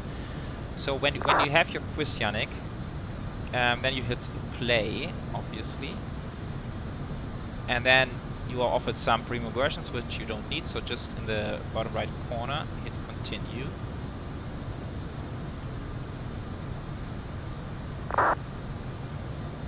Well, there are more options than I thought, but then you just play the classic game. Some wings, hola, ¿cómo estás? Ooh, nice, Danish Fly, coming out with another video today, cool, I'm looking forward to that. The flight time in total is like 2 hours and a bit, like 2 hours and 15, and now we are close to 1 hour airtime. So pretty much halfway at the moment.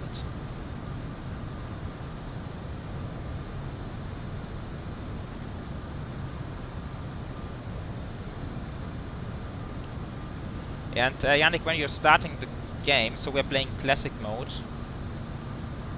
and then it's Start und zuweisen. Wait. Start. Du Start klicken bitte. And then it's classic mode. So the left hand option.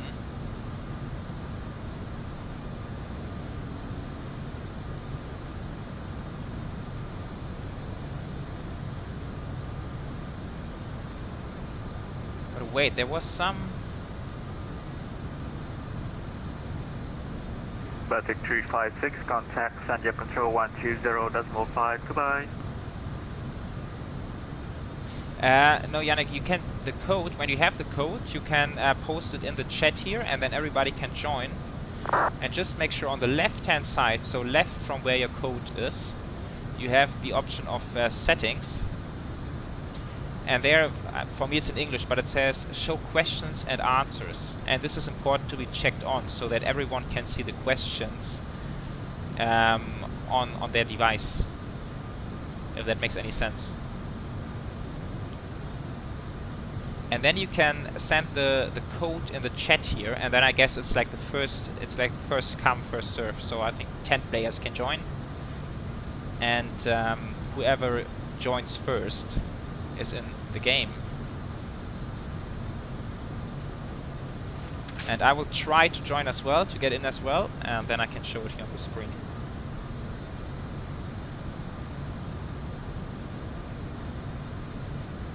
Ooh, nice countdown. I like it, I like it. I'm ready. Ooh, Holster, flying home from vacation. Where have you been for vacation? That sounds nice. 10-day vacation. That's beautiful. I would love to. Take 356, make on Have a radar. nice vacation.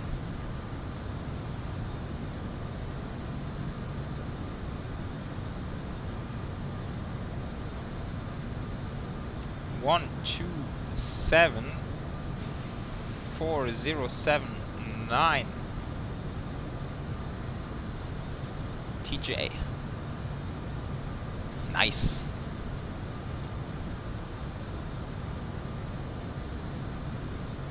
And yeah, Yannick, just make sure to hit the option that everyone can see the questions. That's kind of important. Ooh, nice, Alicante. Beautiful. I hope you had a nice time with lots of sunshine and nice warm weather.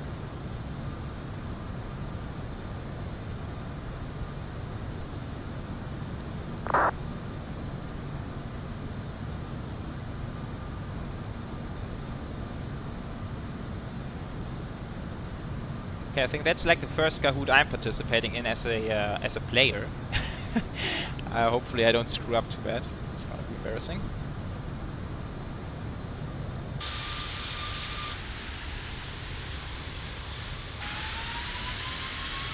This is something I don't like for chase planes. Like sometimes really hard to find a nice cinematic shot.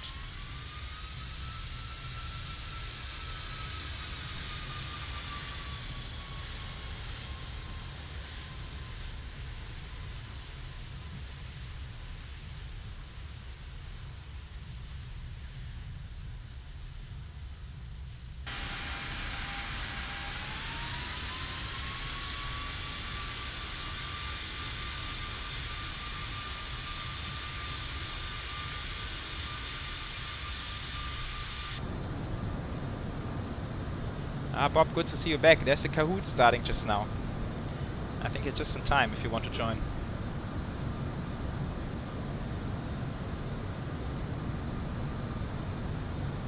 Vietnam 1559, I'm making radar.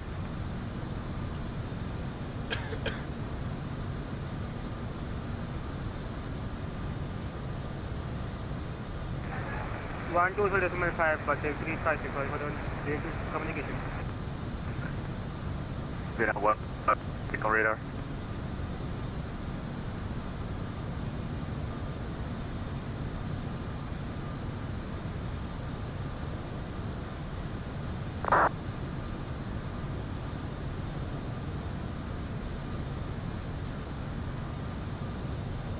Say 455, you're leaving my airspace shortly.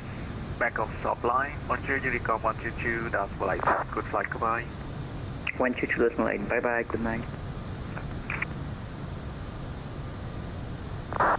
Okay, Yannick, what's the count? How many people in?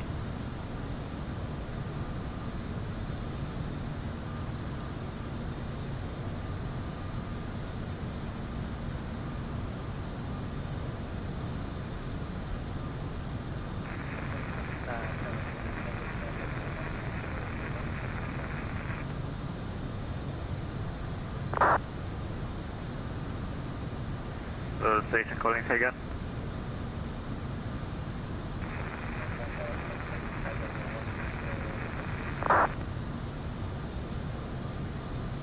Lufthansa 7 descend 15,000, QNH 1013. Yeah, the code worked for me, so it should be fine.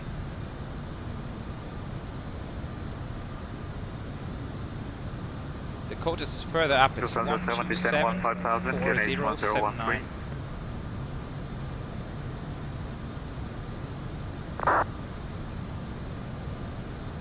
Lufthansa 7 descend 15,000 feet.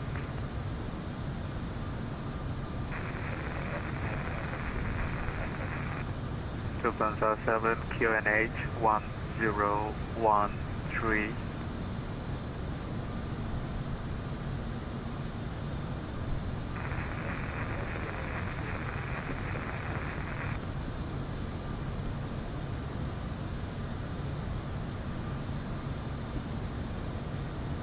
Joshua, hello to you. 7 contact terminal 1. How are you doing today?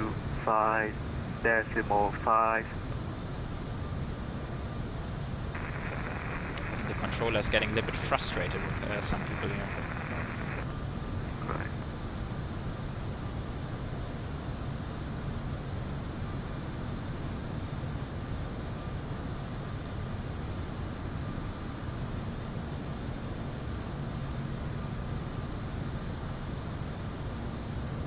Vietnam 1559 American radar. Yes, Yannick, I'm ready. I am ready to go.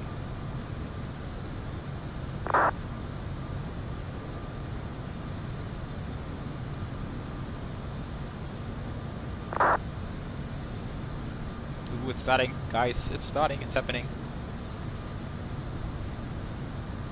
And time matters, right? I mean, you have to get it right, but also who gets it, which airline keys operations first. Oh! I have to be quick here. Like, if you get it right, you get good points, but you get even more points if you're very fast. I think that's how it works.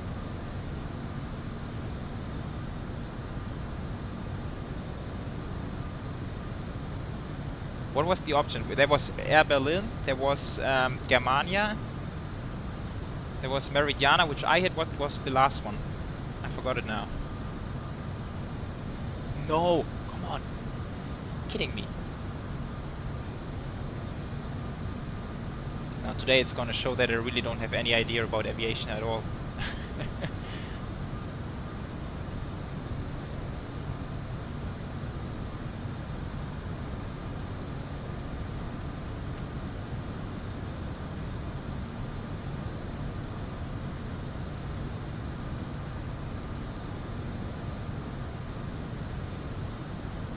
Okay, next one. What is correct? A318 has no sharklets and no IAE engines. Airbus A380 has no sharklets and no CFM engines. Airbus A319 has no sharklets. Airbus A319 have no sharklets. It has to be this one. It has to be this one because I know the A318 has CFM engines and A319 definitely has sharklets. Yeah, haha. Nice.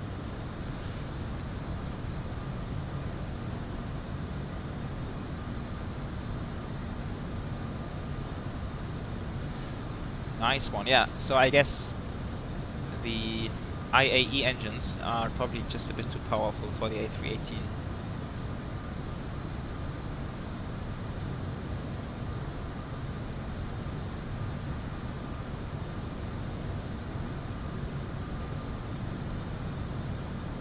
True or false, the 747 Boeing converted freighter has the same space for cargo as the 747-400 freighter. Oh no! It has different performance, but it has the same space. I'm gonna say no because it does not have a cargo. Yeah, it does.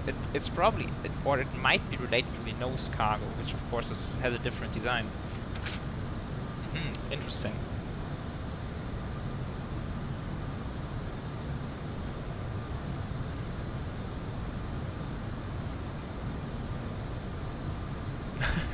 Tennis Fly is saying I know nothing about Airbus.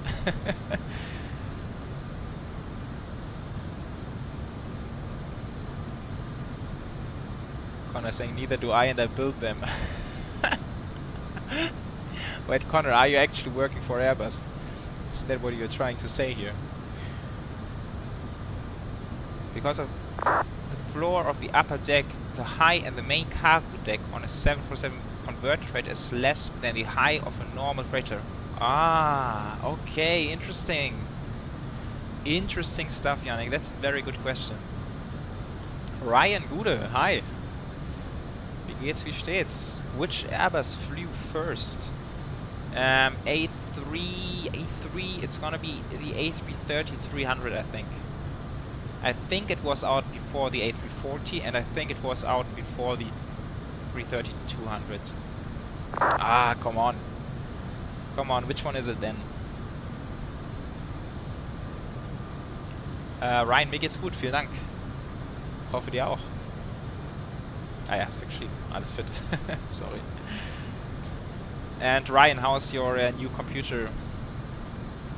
Are you having a good performance in the flight sim? A340-300, okay. A340-300 then, yeah.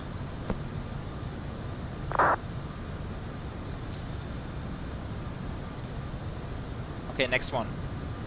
The Lockheed TriStar 268, contact Sandia Control 120.5, goodbye. could land itself, had no auto thrust, was only available. Could land, I guess it could. I think back then they had auto land. Was only available. Oh, that's a hard one. 268, pick radar.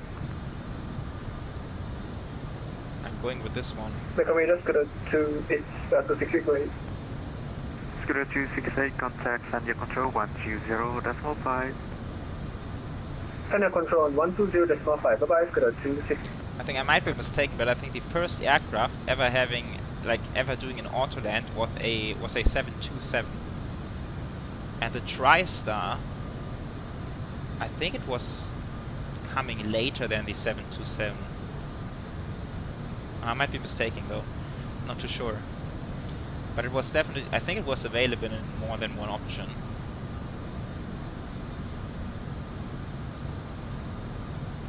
Ah, it was even the first one to land itself. Okay, interesting. Ooh, nice. That was a lucky guess.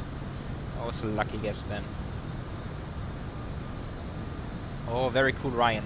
Nice. That sounds amazing.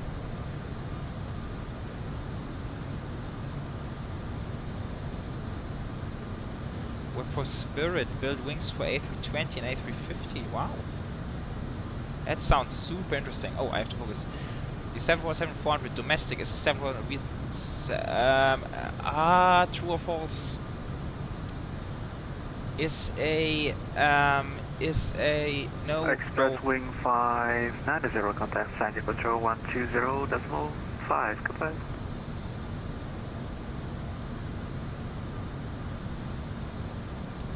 .5 for Express Wing 590. Bye bye.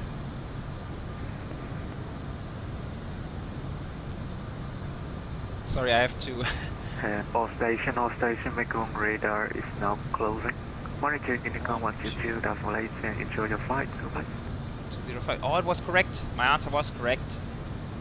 I don't know for what reasons, I have to be honest. I don't know the exact reasons, but I guess it's more a. No, it's like based on the 747-400, right? Yeah, Ryan, sounds good. Let's do this. Konstantin, yes, I think the next full flight video will be 747-8. Yeah, it's 747-400 without winglets and less fuel capacity, yes. So that's what I would have guessed. I need to contact, what's it called? Sandia Control. Kahoot first, that's more important. There's still ones flying. Oh, I don't think so. I think there's 747-200 is still in the air. No point. Okay. I'm gonna say no. I'm gonna say no. Not too sure. I think 747-200 still in service.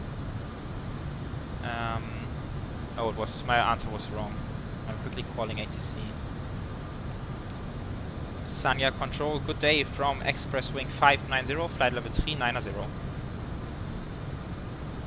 Express Wing 590 Heavy, good evening, Sanya Control, radar identified, maintain flight level 390. Maintaining 390, Express Wing 590. China Classen 8257, Sanya Control. Go ahead. China Classen 8257, confirm you want to continue in English service, is that correct? There's still one cargo plane open and one we want to Iran Air, yes. 100 meters. Aha, nice one, nice. China Classen 8257, climb maintain 8,100 meters, and confirm do you want What English is meant? service? I don't know what to write here to make it look better. 885量5管收到了，你现在出了洋区， George 上到标准线8001保持。What? Like, how am I supposed to know? Sky is operating somewhere there. That was like pure guessing now. Might be George, I don't know. Ooh. Lucky guess, but that was coming from the old 747s, and I know that Sky is one of the airlines operating the old one. So that's, yeah. Sky Georgia, Sky Georgia National Airways stopped its operations in 2017. So interesting stuff. Guys, we are learning a lot of things here today. And Holster is coming to your airport. Nice. Which airport is it? Read the text in the picture. Come on, it's not that hard. This was part 1 of my Kahoot. It was about real-world aviation. I hope you enjoyed it. Now to part 2, flight simulation. I am an idiot. An idiot.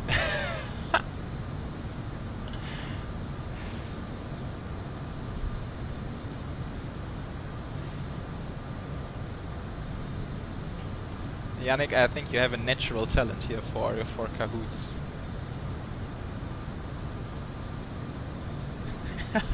I didn't even know you could set up questions without points.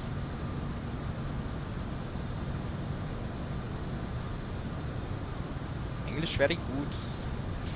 X-Plane has one good freeword. Oh. I guess it's a SIBO. I don't know X-Plane. I know there's a level up, but I'm guessing Zibo. Okay, now I'm gonna be screwed if Yannick is taking charge here and he's now doing the flight sim part. Yeah, he's gonna be all about X-Plane. I'm gonna lose badly now. Malmo. Okay, he's the 747 is coming to Malmo. Cool.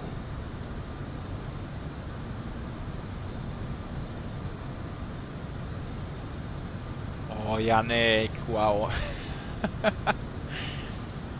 You are making it very hard for us.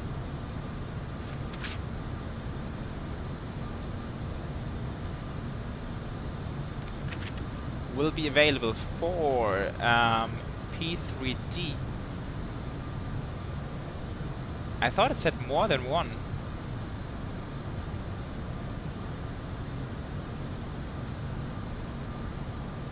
I was about to hit Microsoft Flight Sim after that, but okay, so it's multiple correct answers. Got it. Got it. Traffic 356, contact Hong Kong radar 121.3 today.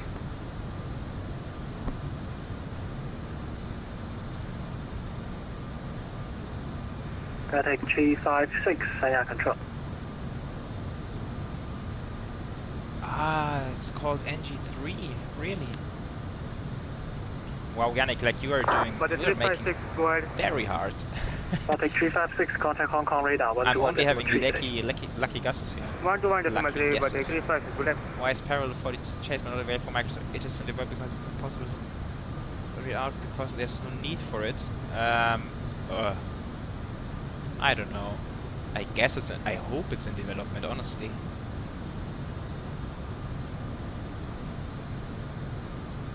It might be because it's not possible. Okay, what's the reason then?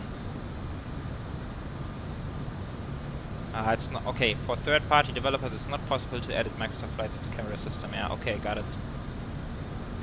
Oh gosh, I'm really hoping for a chase plane for Microsoft Flight Sim, because I know the camera system has like a drone camera, but it's different.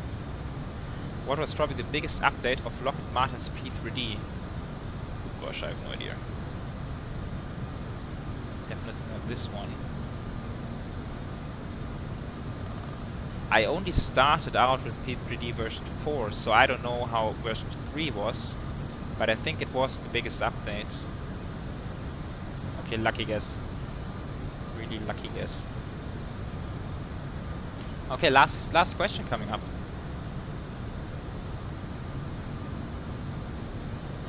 There was 32 bits to 64 bits, yes. good one.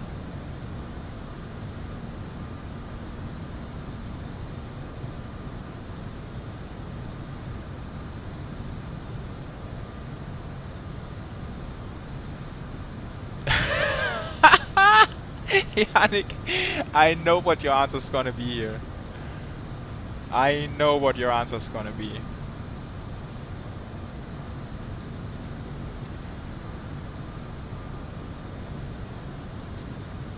I should put a disclaimer out here. I'm not sharing this opinion.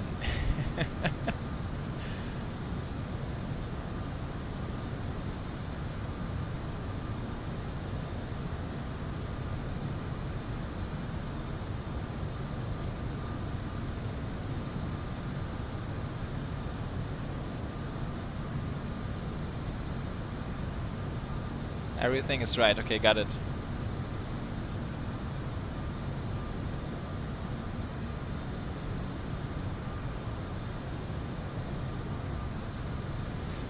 Sean, I don't know which version. Oh my god, guys. Oh my gosh, did I... Fly Sky 328 Heavy, contact Hong Kong radar 121.3 tonight. Can't be true. I screwed up so many questions in the first part.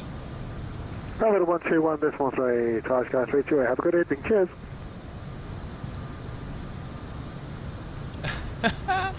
I'm surprised I didn't make first place.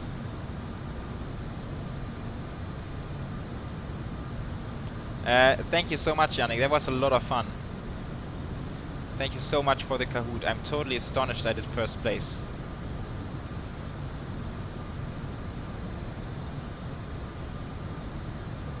Yeah, Sean, what I want to say, I'm not quite sure what version I have for the A330, but it's the latest one. I always running the latest available version. Thank you guys. That was really.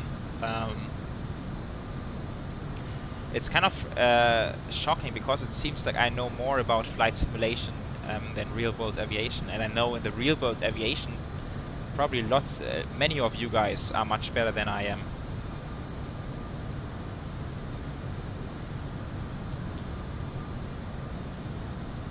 Okay, let's have a quick look at Volanta. If we can afford to do another one, I think we should be able to do it. Wait, which radar am I on? It's not on here. Sanya radar. And then Hong Kong later on. PAG 1126, contact Hong Kong radar 121.3 today. Contact Hong Kong radar 121.3 today, thank you, bye bye. PAG 1126.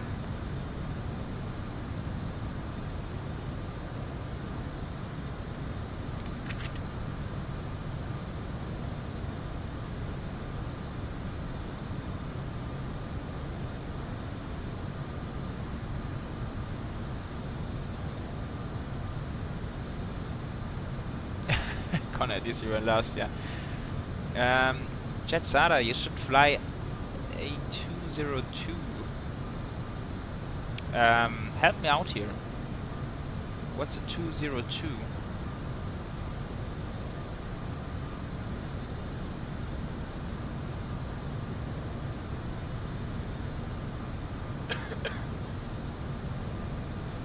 Yeah, Yannick, absolutely. If you're willing to do another one for the next stream, you're more than welcome.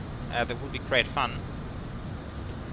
I am thinking Danish Flyer, I still have yours from the last time, and I think this one is aviation only, I'm guessing. Should I do it, or like should I host it here, or what's your opinion? I think if we start now, we can finish it before doing the arrival preparations and stuff like that.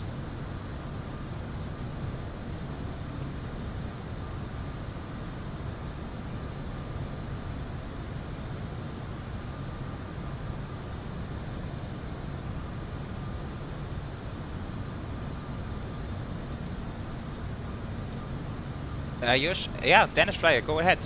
Yes, you can host. I haven't looked at the questions yet. So it's all new to me as well. So yeah, feel free to host it. Would be fun. And now, Christian, I think this one is gonna be aviation only quiz, so real world aviation, I think. So it's your time to shine. Okay, route A202. What's the route? A202.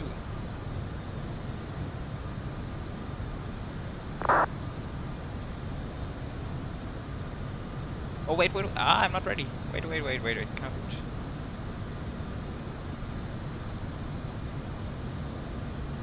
Okay, got it. I'm ready to go.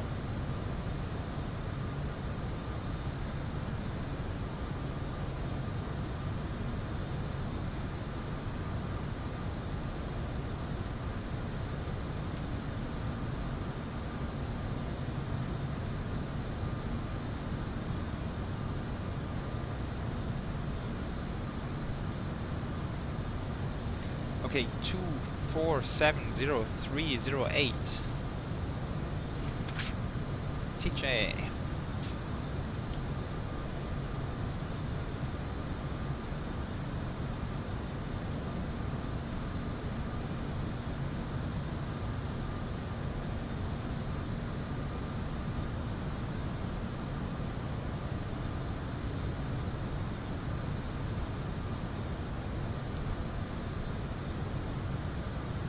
Okay, so let's see what Dennis Flyer came up with. The ultimate aviation quiz. That sounds exciting.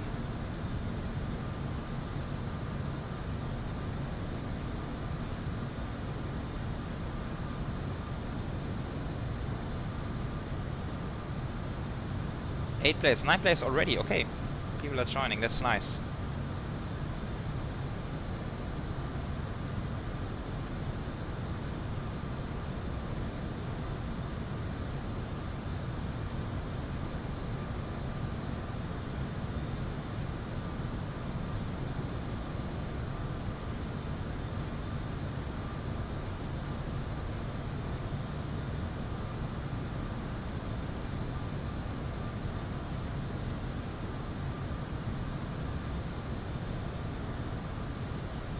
Christian, by the way, one question to you is Hong Kong Airport, are they building like a third runway or something?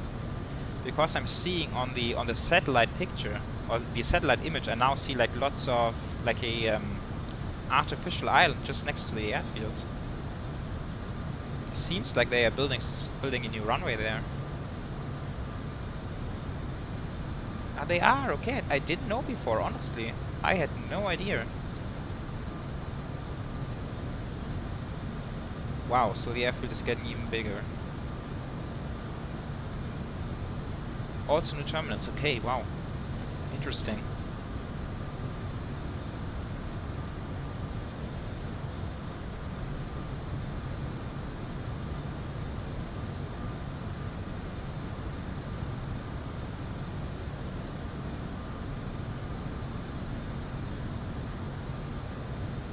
Oh wait, it's already changed the runway designation. I feel like I'm gonna be late for my arrival preparations. Just gonna wing it into Hong Kong today. Oh, it is 07 Center, absolutely. Okay, let's focus. What is the biggest airport in the world, not the busiest? I don't know. I'm guessing Dallas. I know that the busiest is Atlanta, I think, but okay. Then it might be the Beijing airport, the new one, probably.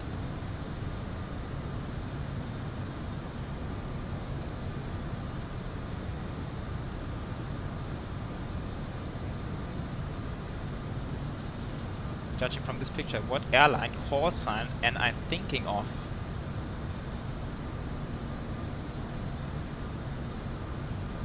Señorita, hello, Prita 230 with wings, I guess. I don't get it. Prita 230, good evening, Senya Control, say your current altitude. No, Sceneries flight level 360, sir. Predator 230, No, Sanya control radar identified, maintain flight level how is it an 360. easy one? I didn't get it. Maintain to flight level 360, thank you, good evening.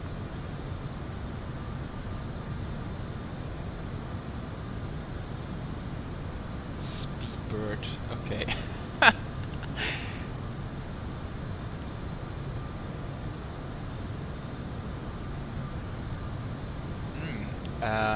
Flights, I guess. Oh, I don't know. I'm guessing also flight simmer. Flight deck 2 sim.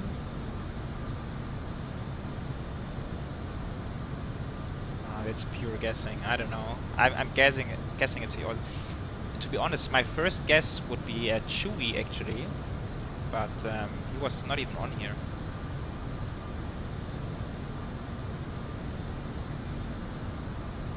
Ah, that's wrong.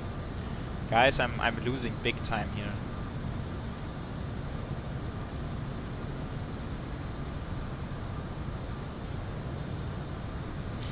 Bob is asking how to turn up the volume of the radio panel. You can do that in here. In your vPilot, go to settings, and then here on audio you can adjust the output volume. That's how I do it. And then on the FS Labs you can even change it in the aircraft itself. So you can turn the volume down here, but I think it's not working in the A330.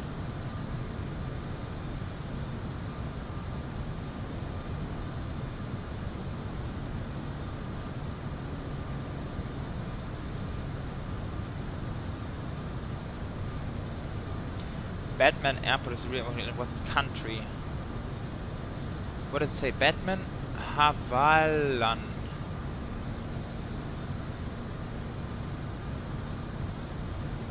Havalani? I don't know what.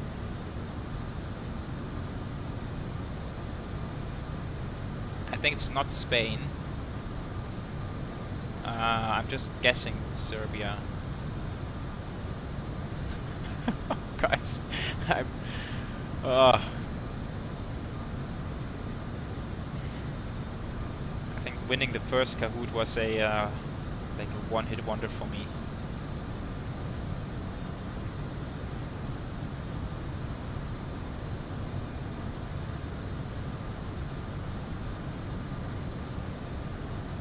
So which one, or where is it? Turkey, okay. Who's this? I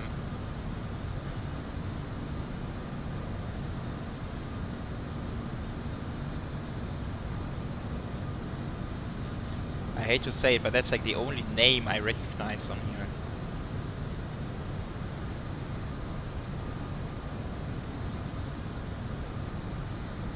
I don't know. Just clicking the only name sounds familiar to me.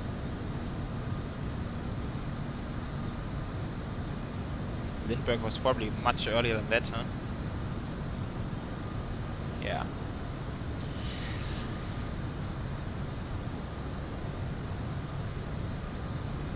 I think I didn't get a single one right up to this point. He looks like a chef.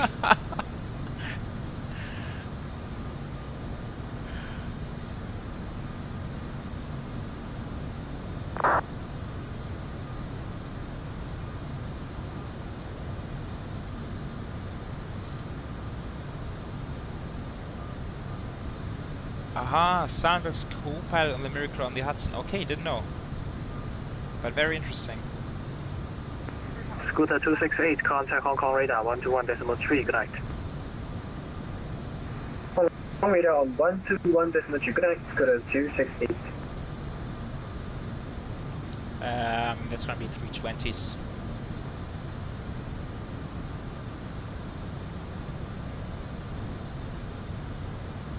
Finally something I know. Hopefully.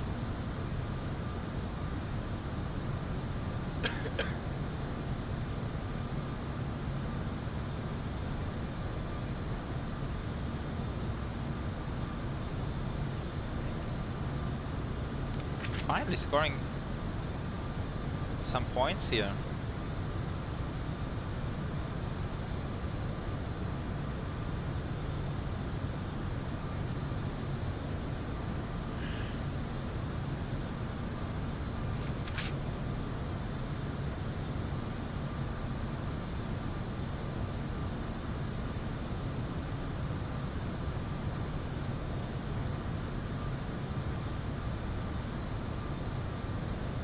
Yeah, so that was 6 out of 15. That's a nice long quiz we have here today.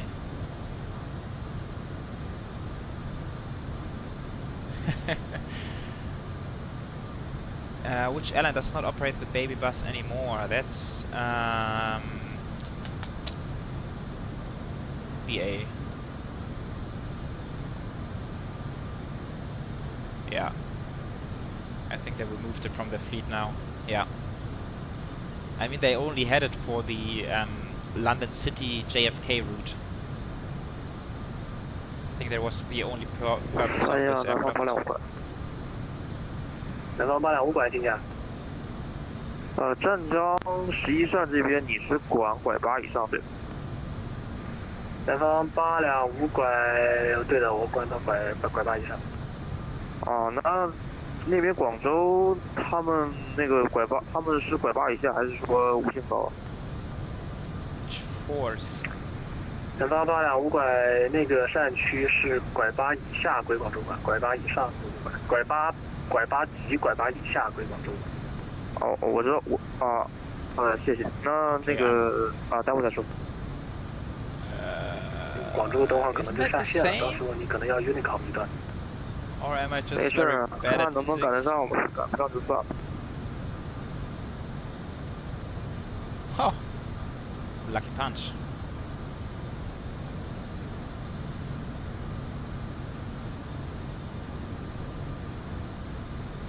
Yeah, Yannick was A318. A318 is the baby bus.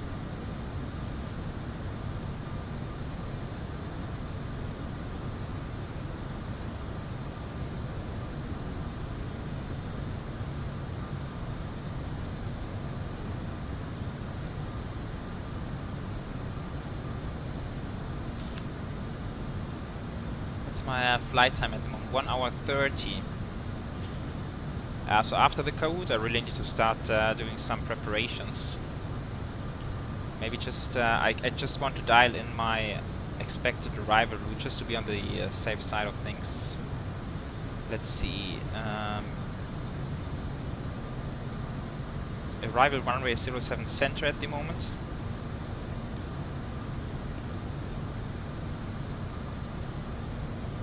Just to get like an estimate for the top of descent. That's why I'm trying to do this. And then we have the Kanta arrival.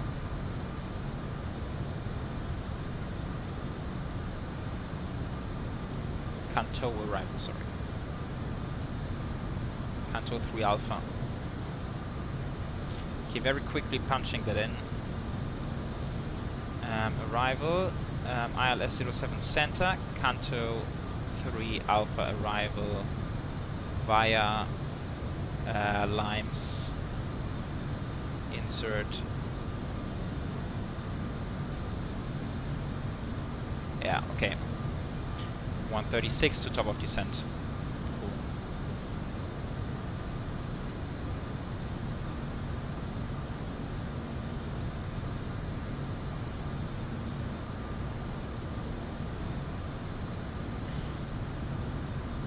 Oi, that's Finland. Finland has oi.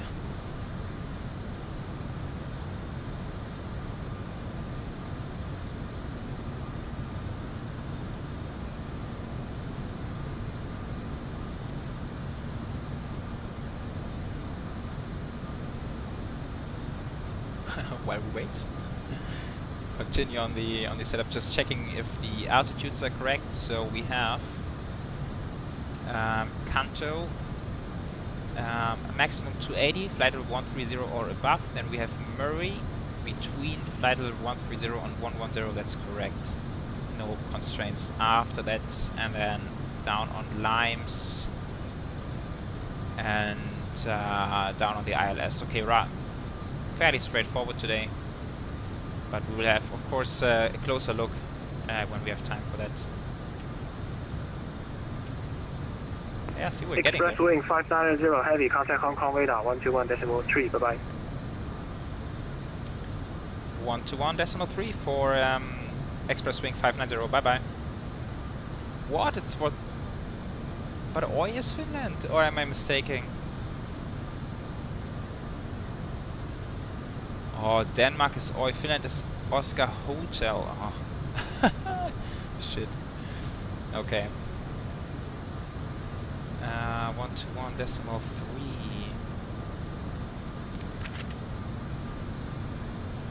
I feel like I should get extra points here for handling ATC at the same time. Just saying. Down to flight level 110, Tasker 328.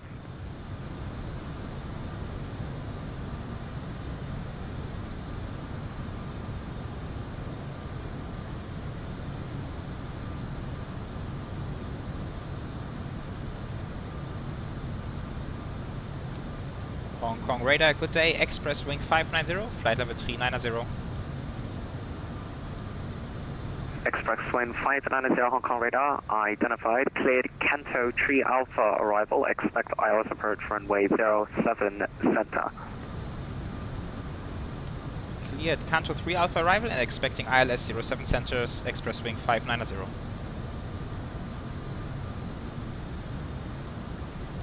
Nice.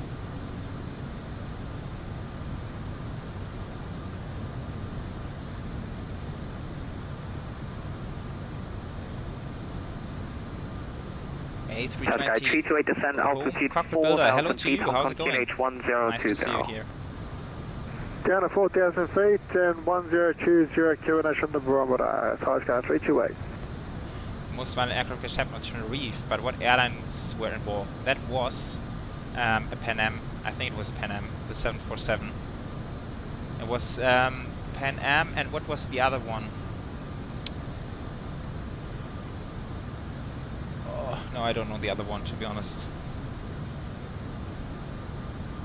Yeah, Yannick, the chance to win is 50-50. We know you don't. Yannick, you are a wise man. I have to give you credit for that. 221 descent, 3,300 meters. 3,300 meters, Chinese into the 1.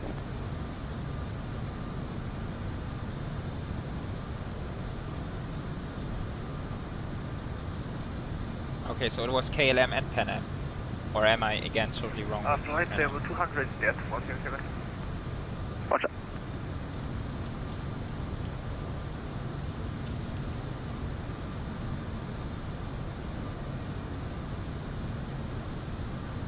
I'll take 356 descent now, flight level 200 initially. Okay, so it was KLM 747-200 KLM and a 747-100 Pan Am. I'll take 356 descent now, flight level 200 please. It's crazy to think, like back in the days they were flying 747s into Tenerife.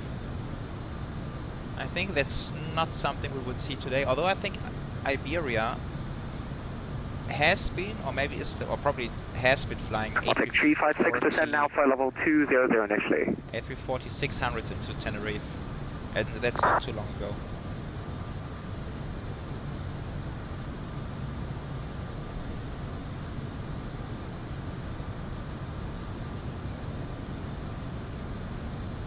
Yasin, hello to you. Yes, there's a setting for this. I can't show it now because I'm flying online.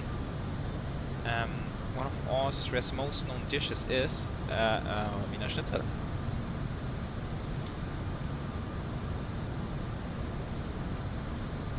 Yeah, when it comes to food, it's rather my home turf compared to aviation.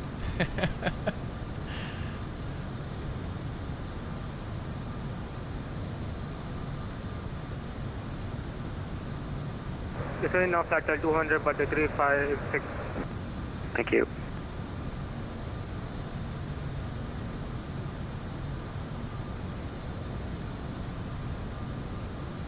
Oh, 737 guy, you did a case study on that. Wow, that must have been super interesting.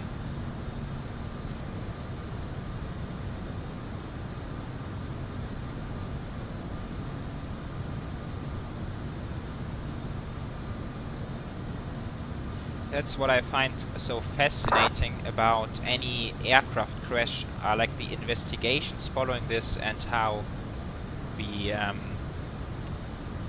like the authorities are making sure that this exact same kind of accident can basically never ever happen again after that. right? So then after every crash they are putting in measures to prevent the same crash from happening again. And that's what I find so super super interesting. Wasn't it after the 747 crash that they implemented the RAAS? No, there was something different. 310, giant 805. Anyway, how many terminals does Heathrow have? I guess 5. I think I know of 5. Also 477 descent, flight level 110. 11, selection level 10, still 477.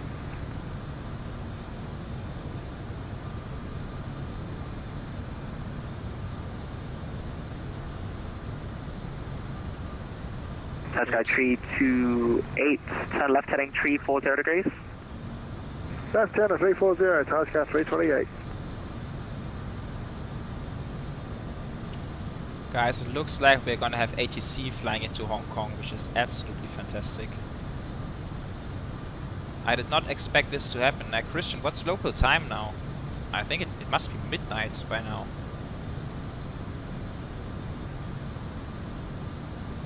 Ah, Yasin, okay, good to hear you solved it. That's nice. Name this airline. Center, Sky 328. You happy for us to maintain current speed, or did you need us to stop to 180 by 20? I know. Half past 12 There's already, no need wow. for speed restriction. Descend 2,000 feet, but yeah, you will only have about 18 to 20 miles of touchdown. So yeah, just measure your own speed, descend 2,000 Yeah, feet. 737 guy. That's I totally Cancel imagine restriction that. down to 2,000. Sky 328. Thanks so much. And there are also very interesting documentaries on this accident.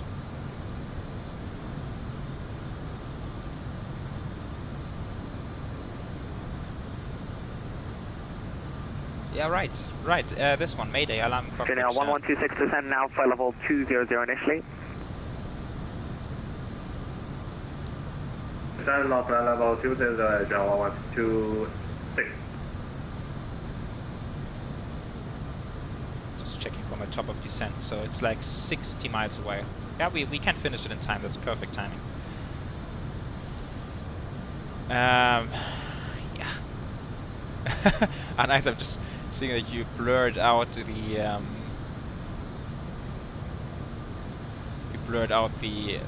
essential part there, nice. Sky 328, sun right heading 040 degrees, cleared ILS approach runway 07 center. Turn right heading 047, sorry, And I think pretty much 040, the clear the reason why ILS they're flying 747 is because 328. one of the guys, I think it's the drummer, Arctic 3562 descent 3,300 meters. has a pilot license for the 747, so he's flying some of the routes himself. 3,300 meters, but it's 356.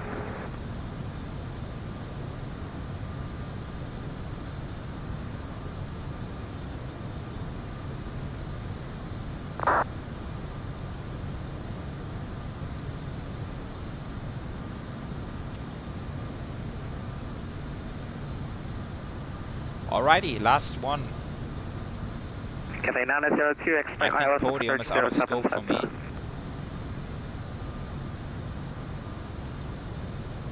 Ah, Bruce Dickinson, right, yeah. Cathay 902, expect ILS approach 07 center. Lemon. It's approach runway 07 center, Cathay 902. Nice, I'm guessing Milan Linate.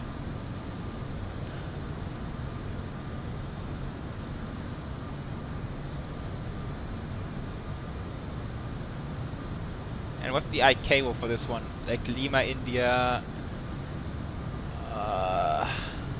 Mike Lima, I think.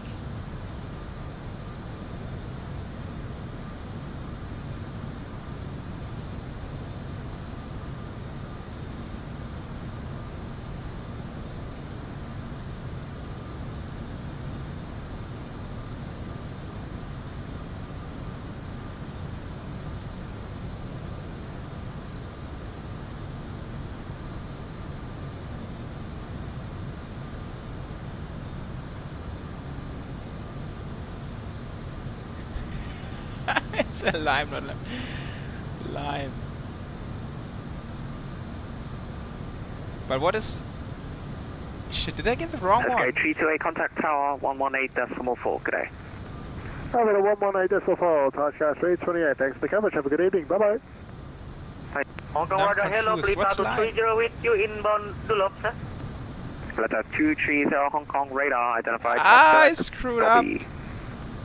No, of Sorry, course Toby, it's thank you. Lime, and that's let's see, it's Bergamo. Oh, damn it! Oh, that was so stupid of me.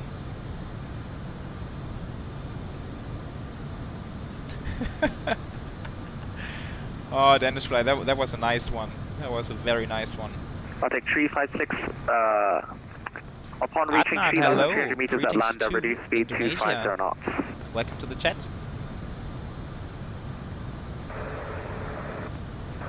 Sorry that when we are leveled at land at 3,300 meters, we'll get the speed to 250 knots, but take 356. Lime, of course. Oh man.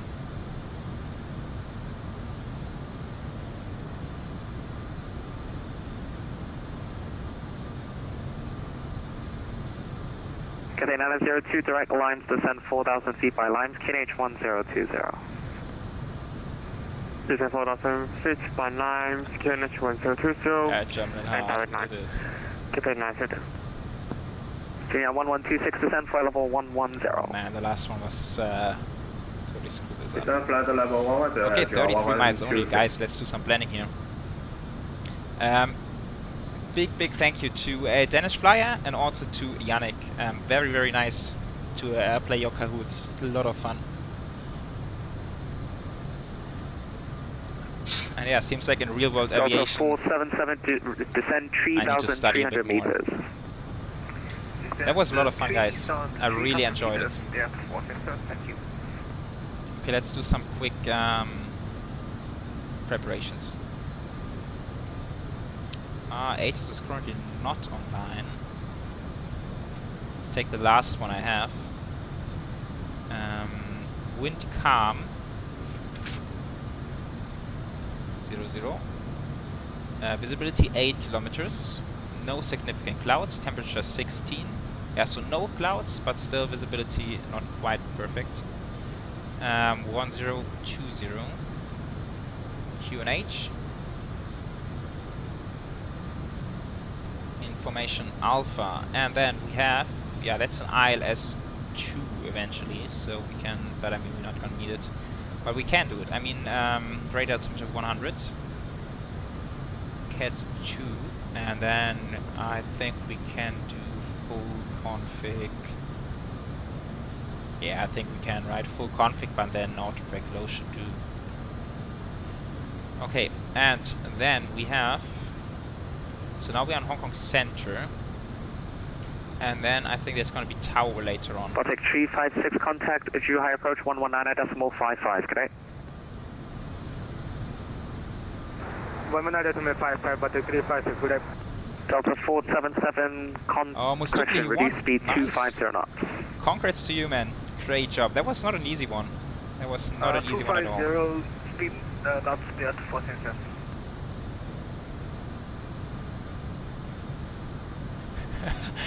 Seal, you're watching this from Hong Kong Airport Hotel. Wow, that's cool. I'm gonna wave out the window when I pass you in a second. Or in a minute, rather.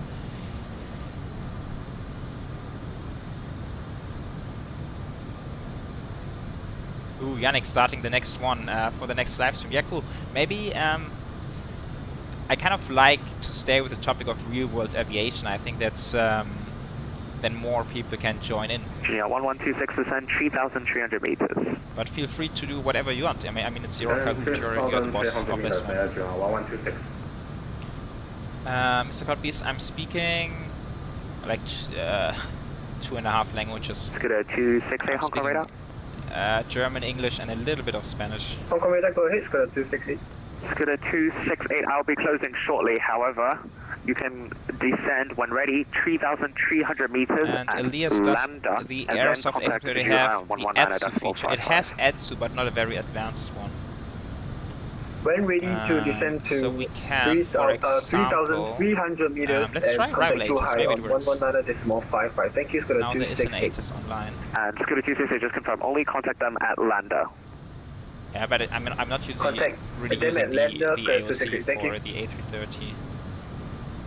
Later 230, I'll be closing shortly. When ready, descend 3,300 meters at lander. At lander, contact Zhuhai 119.55. After ready, descend to 3,300 the ATIS, it's just meters. the weather. After lander, contact clearance. Thank you, sir.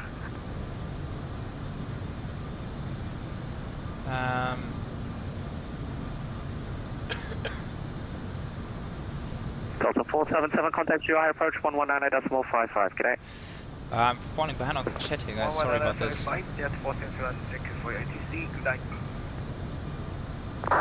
Yeah, Elias, right? I'm not really using it. I'm using it a lot on the FS Labs, but here I feel like it's, yeah, we have the init, OFP data. I mean, here it makes like barely any difference, so I'm not using it that often. It has CBDLC. I tried to use it earlier, but I screwed up myself because in the Aerosoft configurator you have to enter your Hoppy network code, and I forgot that earlier. So yeah, CBDLC works quite nice if you have set it up previously. I think I need to descend, right? I think I should descend. Did he contact me now?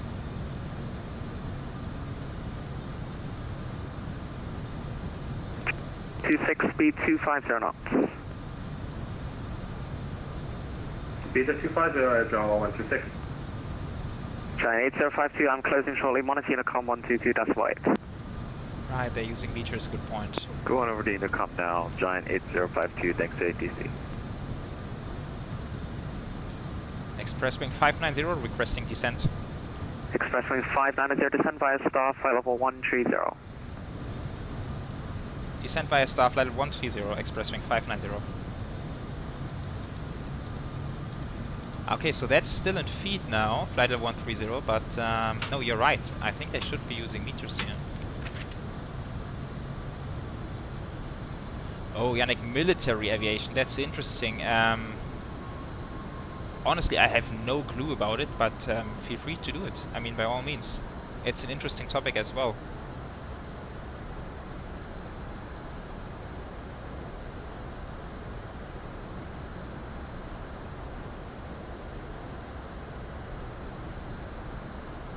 Okay, guys. Addons 02 from Limes, cleared ILS approach runway 07 center. I'm closing Monitor Unicom 122.8. From Limes, ILS approach runway 07 center. I'm Monitor Unicom 122.8. I'm afraid we're coming in too late. They're all closing down now, which is totally relatable. It's very, very late in Hong Kong. That's a bummer. Just like half an hour earlier, and we would have full ATC cover.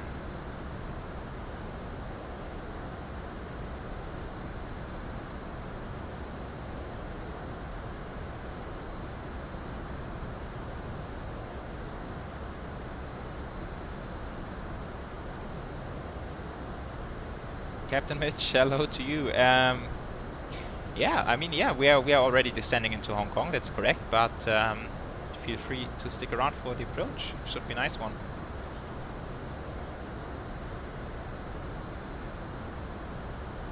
Expresswing 590, I'll be closing shortly. Monitor Unicom 122.8. Have a nice landing. Bye bye. 122.8 for Expresswing 590. Thank you very much. Junior 1126, contact Zhuhai approach 119.55. Good day. Contact Zhuhai approach 119.55. Good day. Thank you. Bye bye. John 1126.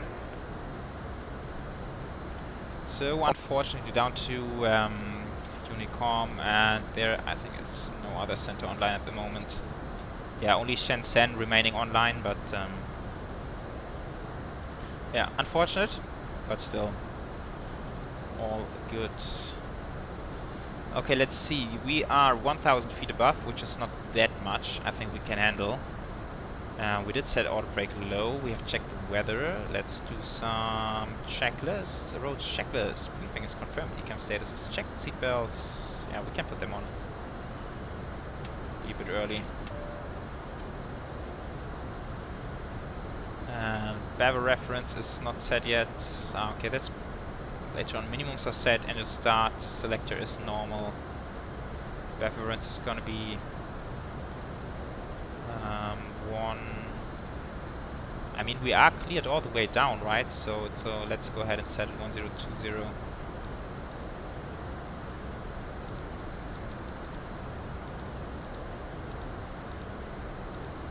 Why is it jumping so weird? Okay, well. What the hell?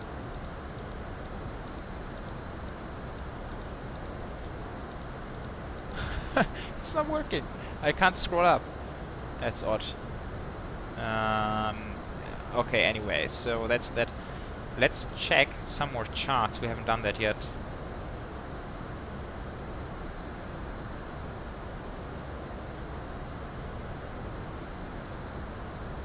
Yeah, Danish Flyer, you're right. They should be using meters, or maybe not for Hong Kong. Maybe only for.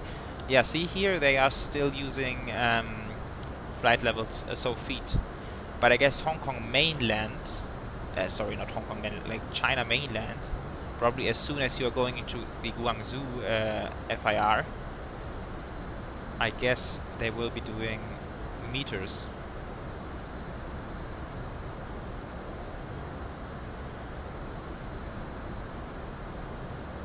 Yes, I'm cleared 140, but they are switching offline, so we basically can get ourselves all the way down here. Let's see, so that's Limes, Tonic, Victor Hotel 710, and then it's going to be an 8.3 mile final. We want to be 180 knots, 1700.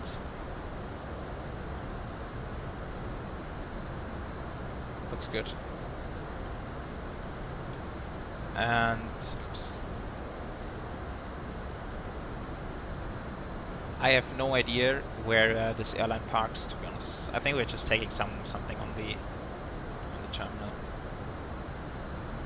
Yeah, in case of a missed approach, that's quite interesting as well. Are we having the right one? Yes.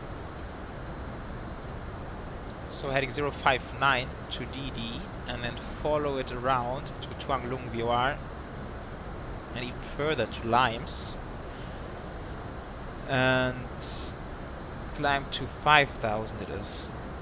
Yeah, climb to 5,000.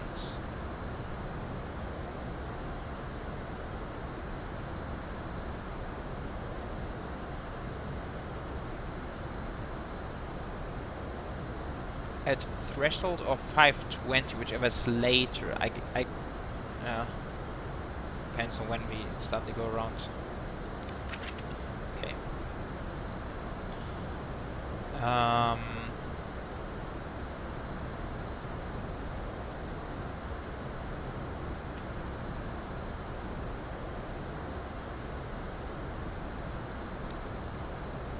And now we're even a bit higher, 1,700 above. But that's still like a discrepancy we can sort of correct with the speed brakes later on.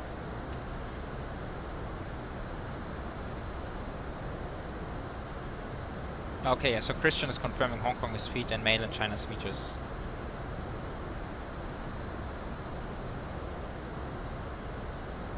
At Sierra Gate, Sierra 31 or Sierra 29, let me check where this is. Sierra 31 or Sierra 29. Okay, over here. Alright, so we have a little bit of a taxi, but that's fine. We can probably make exit Alpha 7 and then just down on Whiskey. Let's see if there are any taxi routes.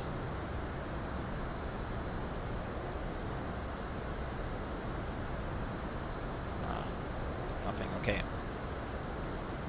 Okay, that's what we are planning for. So Alpha 7, down on Whiskey, left on Hotel, and then in on Hotel 7, stand Sierra 31.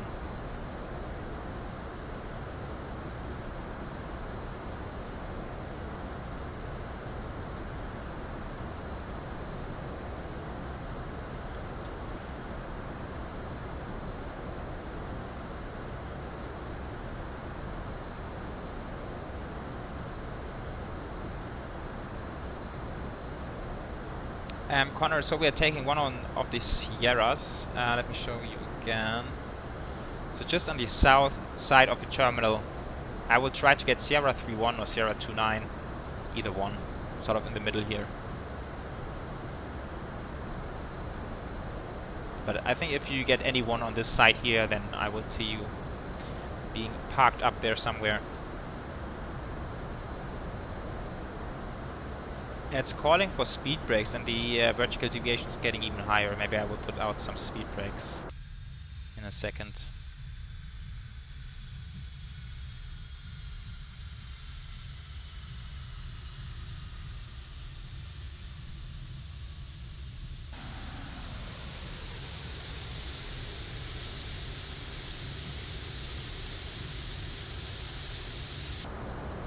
Oh yeah, there's one thing I wanted to look up.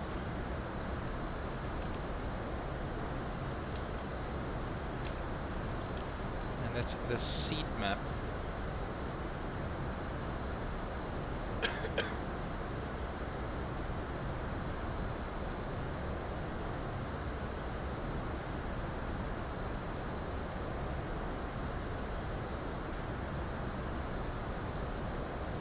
And look at this one, guys. Look at the seat map. 365 economy seats and 12 seats premium. That's amazing. That's 377 seats in this aircraft. And I think Lufthansa, for example, has like 250, maybe, around that. That's crazy. So many seats in there.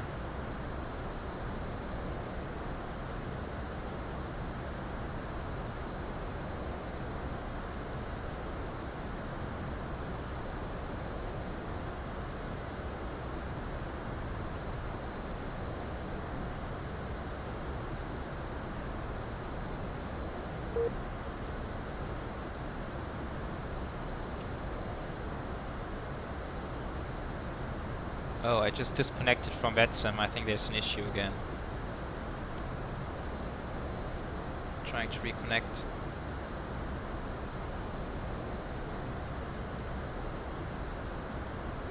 Okay.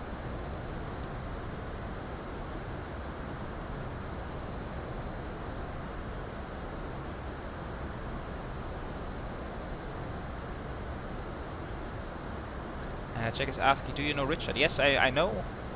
If you mean Richard from the chat or from the chat, yes, I know him. And Jordan, Phoenix A330 or PMGT 737 for MSFS, both. Honest answer. I'm very much looking forward to both of them. Even a touch more to the Phoenix A320, to be honest. Oh really, Cebu Pacific has more than 500 seats on the A330s. How? Like, how is that even possible if AirAsia X has like basically economy only and they have like close to 400? I mean, I believe you, of course. I'm not doubting, but it has to be crazily narrow. Time remaining to landing is pretty soon. Let's check. I don't know. So we are getting there at 9:32 and now it's 9:19, so that's just like 12-13 minutes. Justin, you also disconnected? Yeah, it happens sometimes, but I now disconnected and it seems to work fine.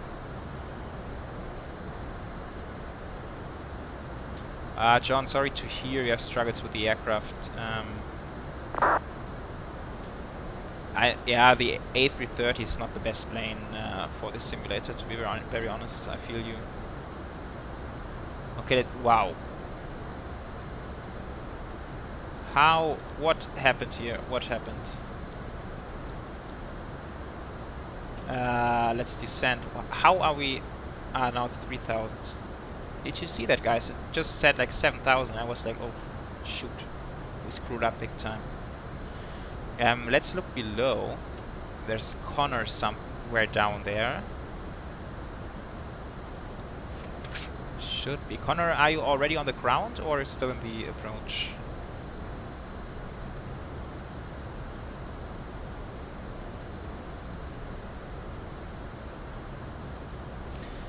Joe's thinking to get PMG 737-800. Is it worth? Absolutely, yeah.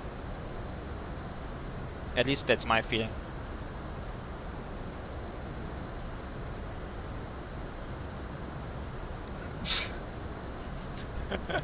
Yannick, don't mention the pushback.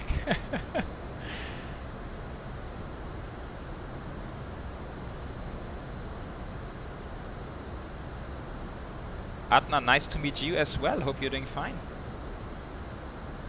You're 20 miles out, Connor. Okay.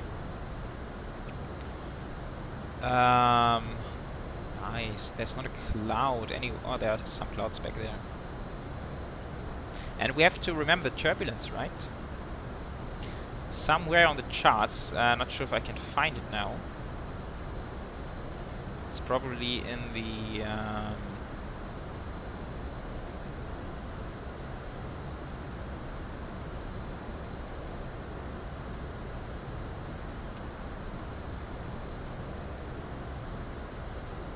Yeah. General warning for Hong Kong due to the proximity to the hilly terrain on Lantau Island. Significant low-level wind shear and moderate to severe turbulence can be expected along the approaches to and departures from the runways when winds blow off these hills. That's like a general thing that can apply to Hong Kong. Today it says no wind at all. So I guess it will be a fairly smooth arrival, but flying into Hong Kong we always have to expect some turbulence on the final. Okay, apparently we are back on track. Aha, there's Connor down there, cool. And so that's 2180, is 180 set in here, it should be, otherwise it would not display on the screen there. Okay guys, I need to focus on the landing now. I'm very late with the preparations today, sorry about that.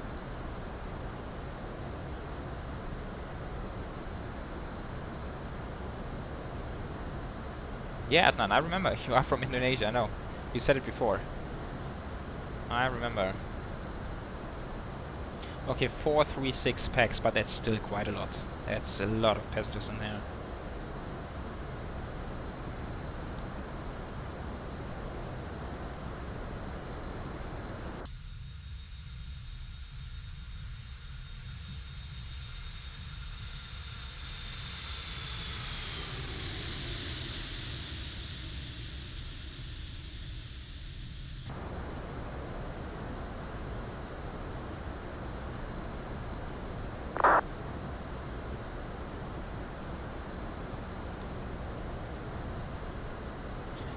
Okay, Altimus, let's see if it works now. I'm just pressing B key. Okay, that seems to be better now. B key, always my friend.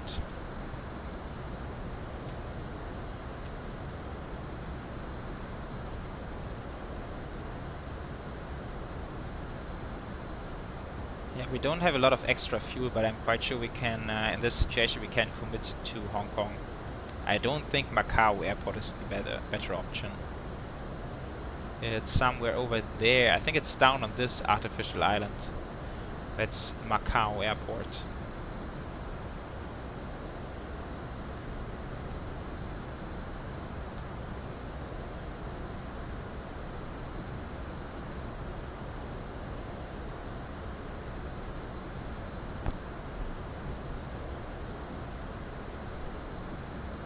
Ah damn, I'm just remembering I forgot to set up the chatbot.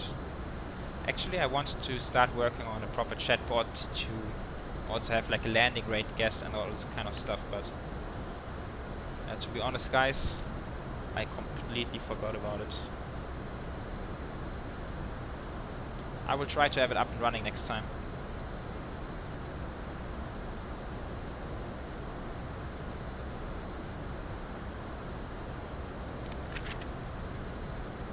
Zila, I think, no, now it should be 1020, that's local, right? Yeah, now I'm on local. There is some traffic, but he's climbing, so he should not be on the arrival.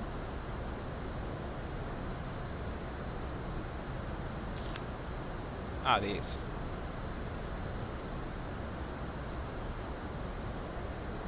I want to start. Why is the aircraft not slowing down? Or it should really do that.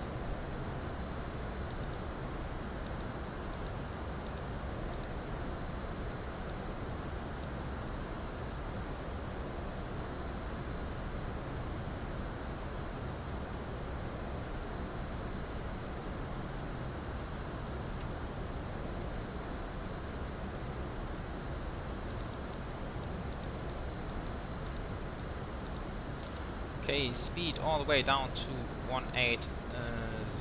Let's get the checklist ready over here.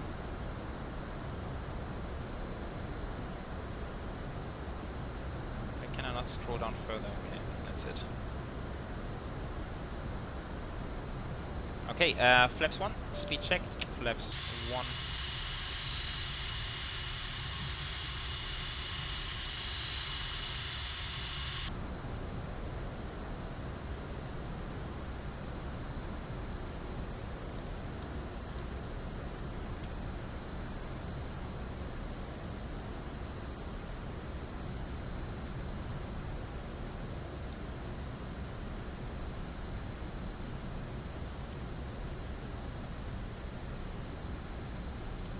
We are below the glide slope. That's important for now. And let's assume we are cleared for the final, for the ILS. Yeah, look at this. Now visibility is decreasing a bit. But that's very accurate. 2,500. I like it.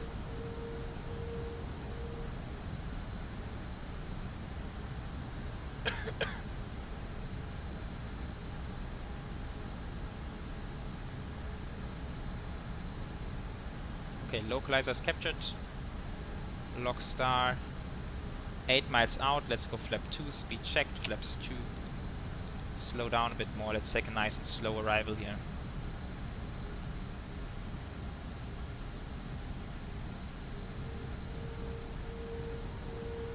And let's make a quick call. Nice. Corner has runway vacated. Cool. Hong Kong traffic express wing 590 heavy. 7 mile final ILS 07 center.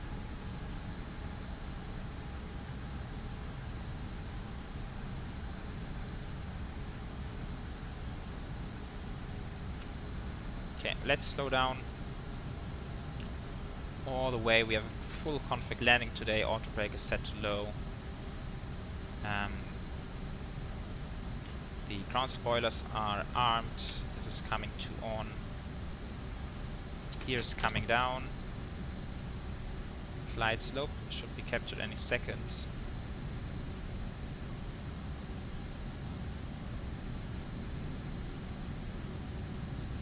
Flaps 3, speed checked, flaps 3. Glide slope star. Go around altitude 5000 is set.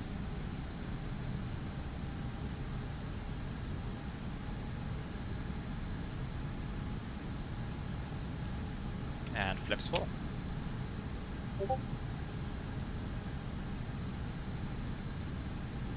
Okay, cabin crew advise, auto thrust on speed, auto brake is on low and ECA memo landing, no blue landing check is completed. Should we fly? Yes, let's fly manual thrust, shall we?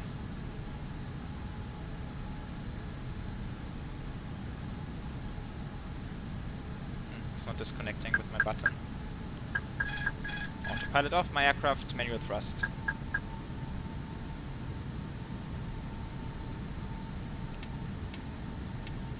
Lights are set.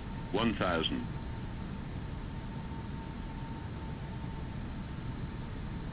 I really like the way the visibility is shown here in the sim today.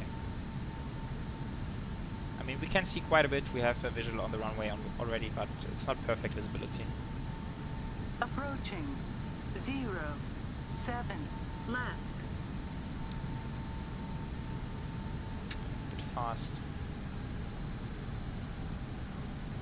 Yeah, and so now off here on the left-hand side, that's where they are building the other runway and also terminals. And I guess that's what these boats are sort of trying to show. 500.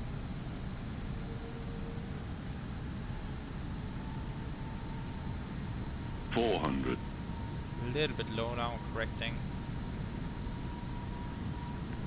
We have 3 knots of wind, pretty much straight on the nose. That's okay. Getting a little bit fast. 200. It's hard to control the speed. 100 here. minimum. A little bit of turbulence now. Continue. We are visual anyway. 50. Upward draft. 40.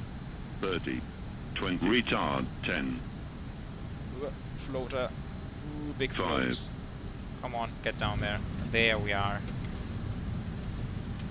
Reverse. And decel.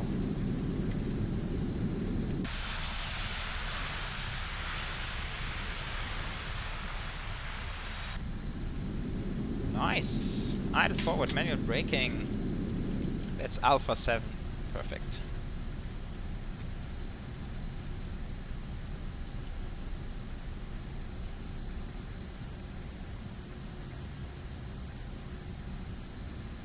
Nice, guys, we've made it. That was okay, bit of a floater, but I really liked how just short of touchdown there was a bit of turbulence coming in. I think that's very realistic here for this airfield.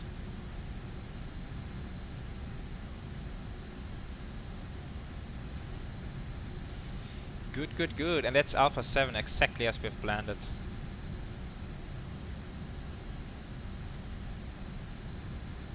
And now this is Victor. I guess we can only also take Victor. Sort of gets us to the same point. So let's go down here. Clean up. Flaps are coming up. Nice. Look there. There's a cable car. I have been on that island many years ago. There's, of course, some of you guys will know that much better than I do, but somewhere back there, there's like this huge Buddha statue. Forgot what it's called, to be honest. But I remember it to be very nice. Okay, strobes are coming back to auto. Landing lights are coming off. This is coming to taxi. APU, I will wait another second. Then we have transponder traffic advisory only. We can switch off the weather radar. This is coming down.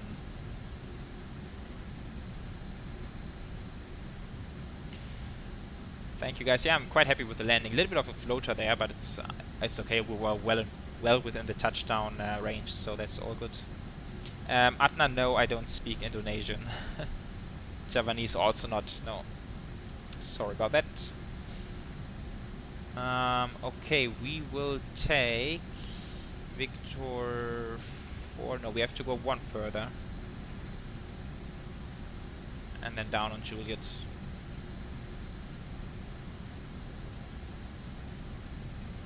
Hotel. Yes, hotel, it's not Juliet, sorry. We will take hotel. Hotel is good for us. Right is clear, left is clear.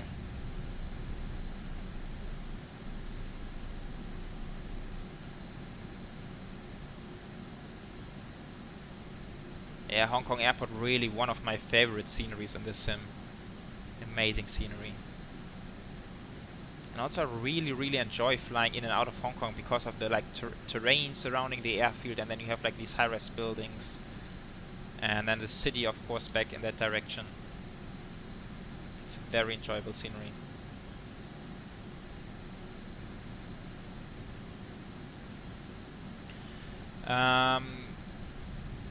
Tian Tan Buddha at Ngong Ping.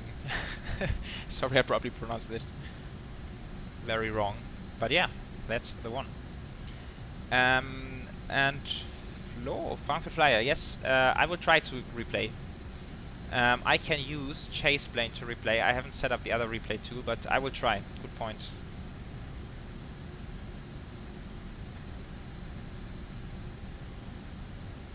And oh, we have to take a left here. Let's see if Connor is still around somewhere. I can't see him at the moment. Maybe he parked up somewhere else. And now what was the gate? Sierra 3-1.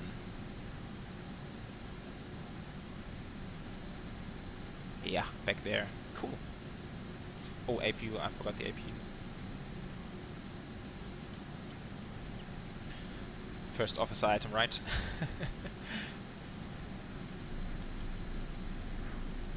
Nice, nice, nice.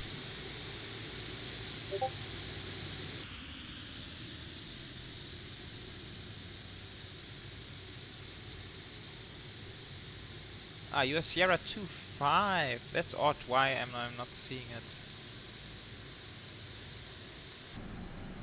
Sierra 2.5 should be down there somewhere.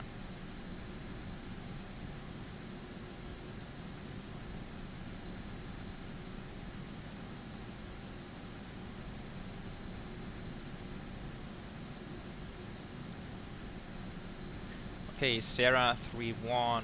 Here it is. Let's slow down a bit. Taxi and turn off lights are coming off. APU is available just in time.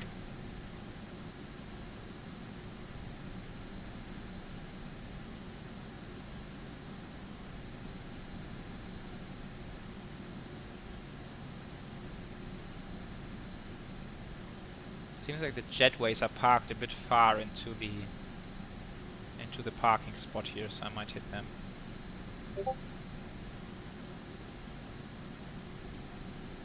Where's my... Oh, is the guidance system back there? Come on.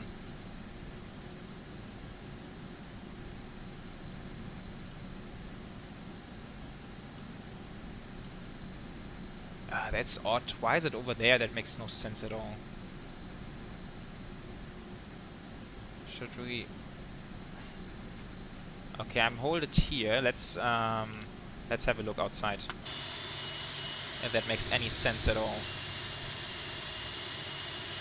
A330 down here. Let's go a bit further.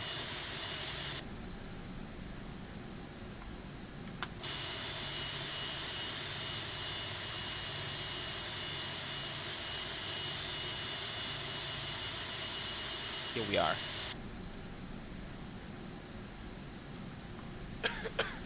Right, APU bleed is coming on, and we are killing engines 1 and 2. Flight time, we haven't stopped, but now it's 2:22. Chrono also stopping, then this is coming to 2000. Stand by, let's see. Touchdown rate 190. Yeah, sounds about right. That makes a lot of sense, in my opinion. Seat belts and beacons and fuel pumps. Right, and maybe I'm thinking before ordering GSX now, maybe we should go straight into the replay and see if it works. YOLO, hi, no worries mate. It was a nice flight. We even had a little bit of ATC along the way. Ziedel, no, I'm not a real life pilot. So that's why I like to put out the disclaimer that these are not real world operations here. I'm just doing this for the pure joy of it.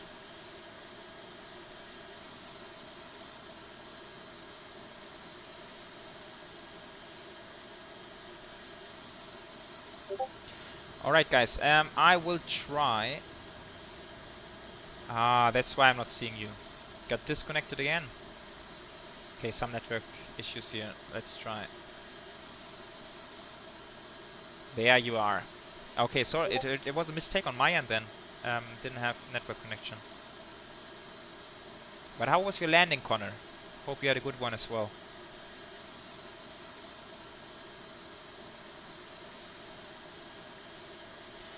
Francesco, which simulator cheaper? If you want to have the cheapest one, I think Microsoft Flight Sim is the way to go.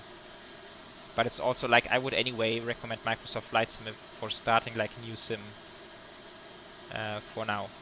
It's gonna be a good choice for you. Okay, I really hope it works in the A330, the replay.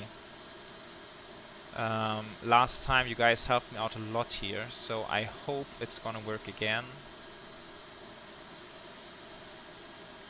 Playback window and on runway 07. We should disconnect now. Sorry, disconnected from the Network. Righty. I need a fast camera. Oh, that's a long final now. Why is this camera so terribly slow? Ah, there was gear down.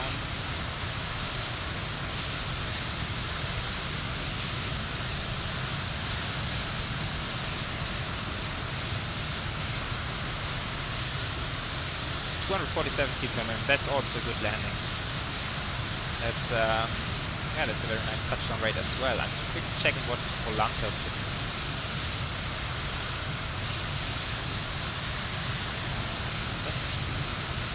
Oh, it's not giving me anything because I think I entered the replay. Okay, so Volanta is not working for now, sorry about that. But we have the other touchdown rates, so that was fine. Let's speed up things a little bit here.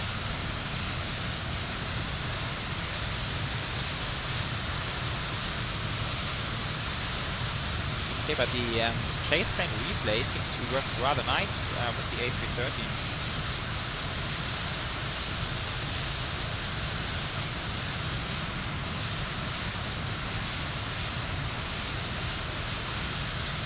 Said like what kind of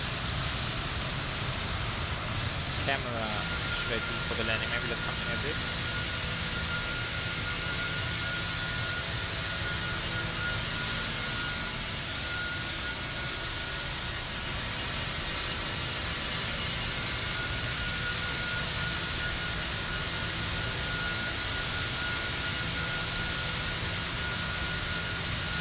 Gears down, flaps are set correctly, so I think it's all working very nice here with the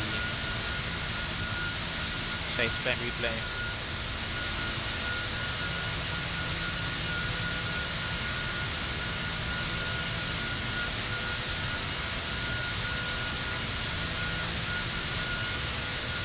Looks very stable. It was a very stable approach up to this point. Then a little bit of turbulence coming in.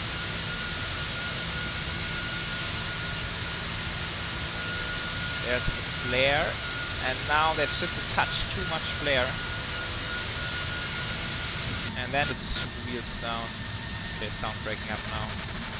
Reverse. And the sound is not working properly now, but yeah.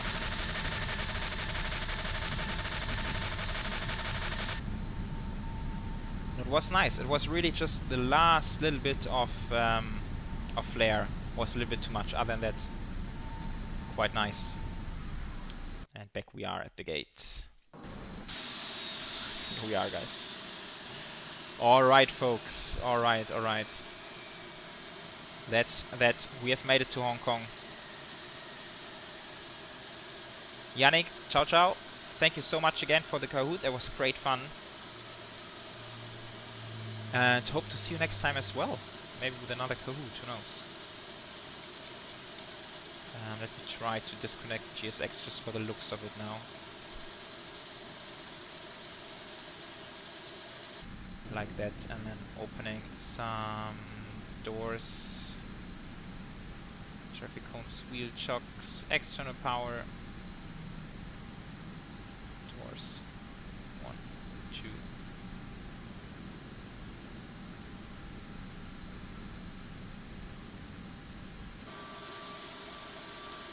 Alright guys, here we are. We've made it.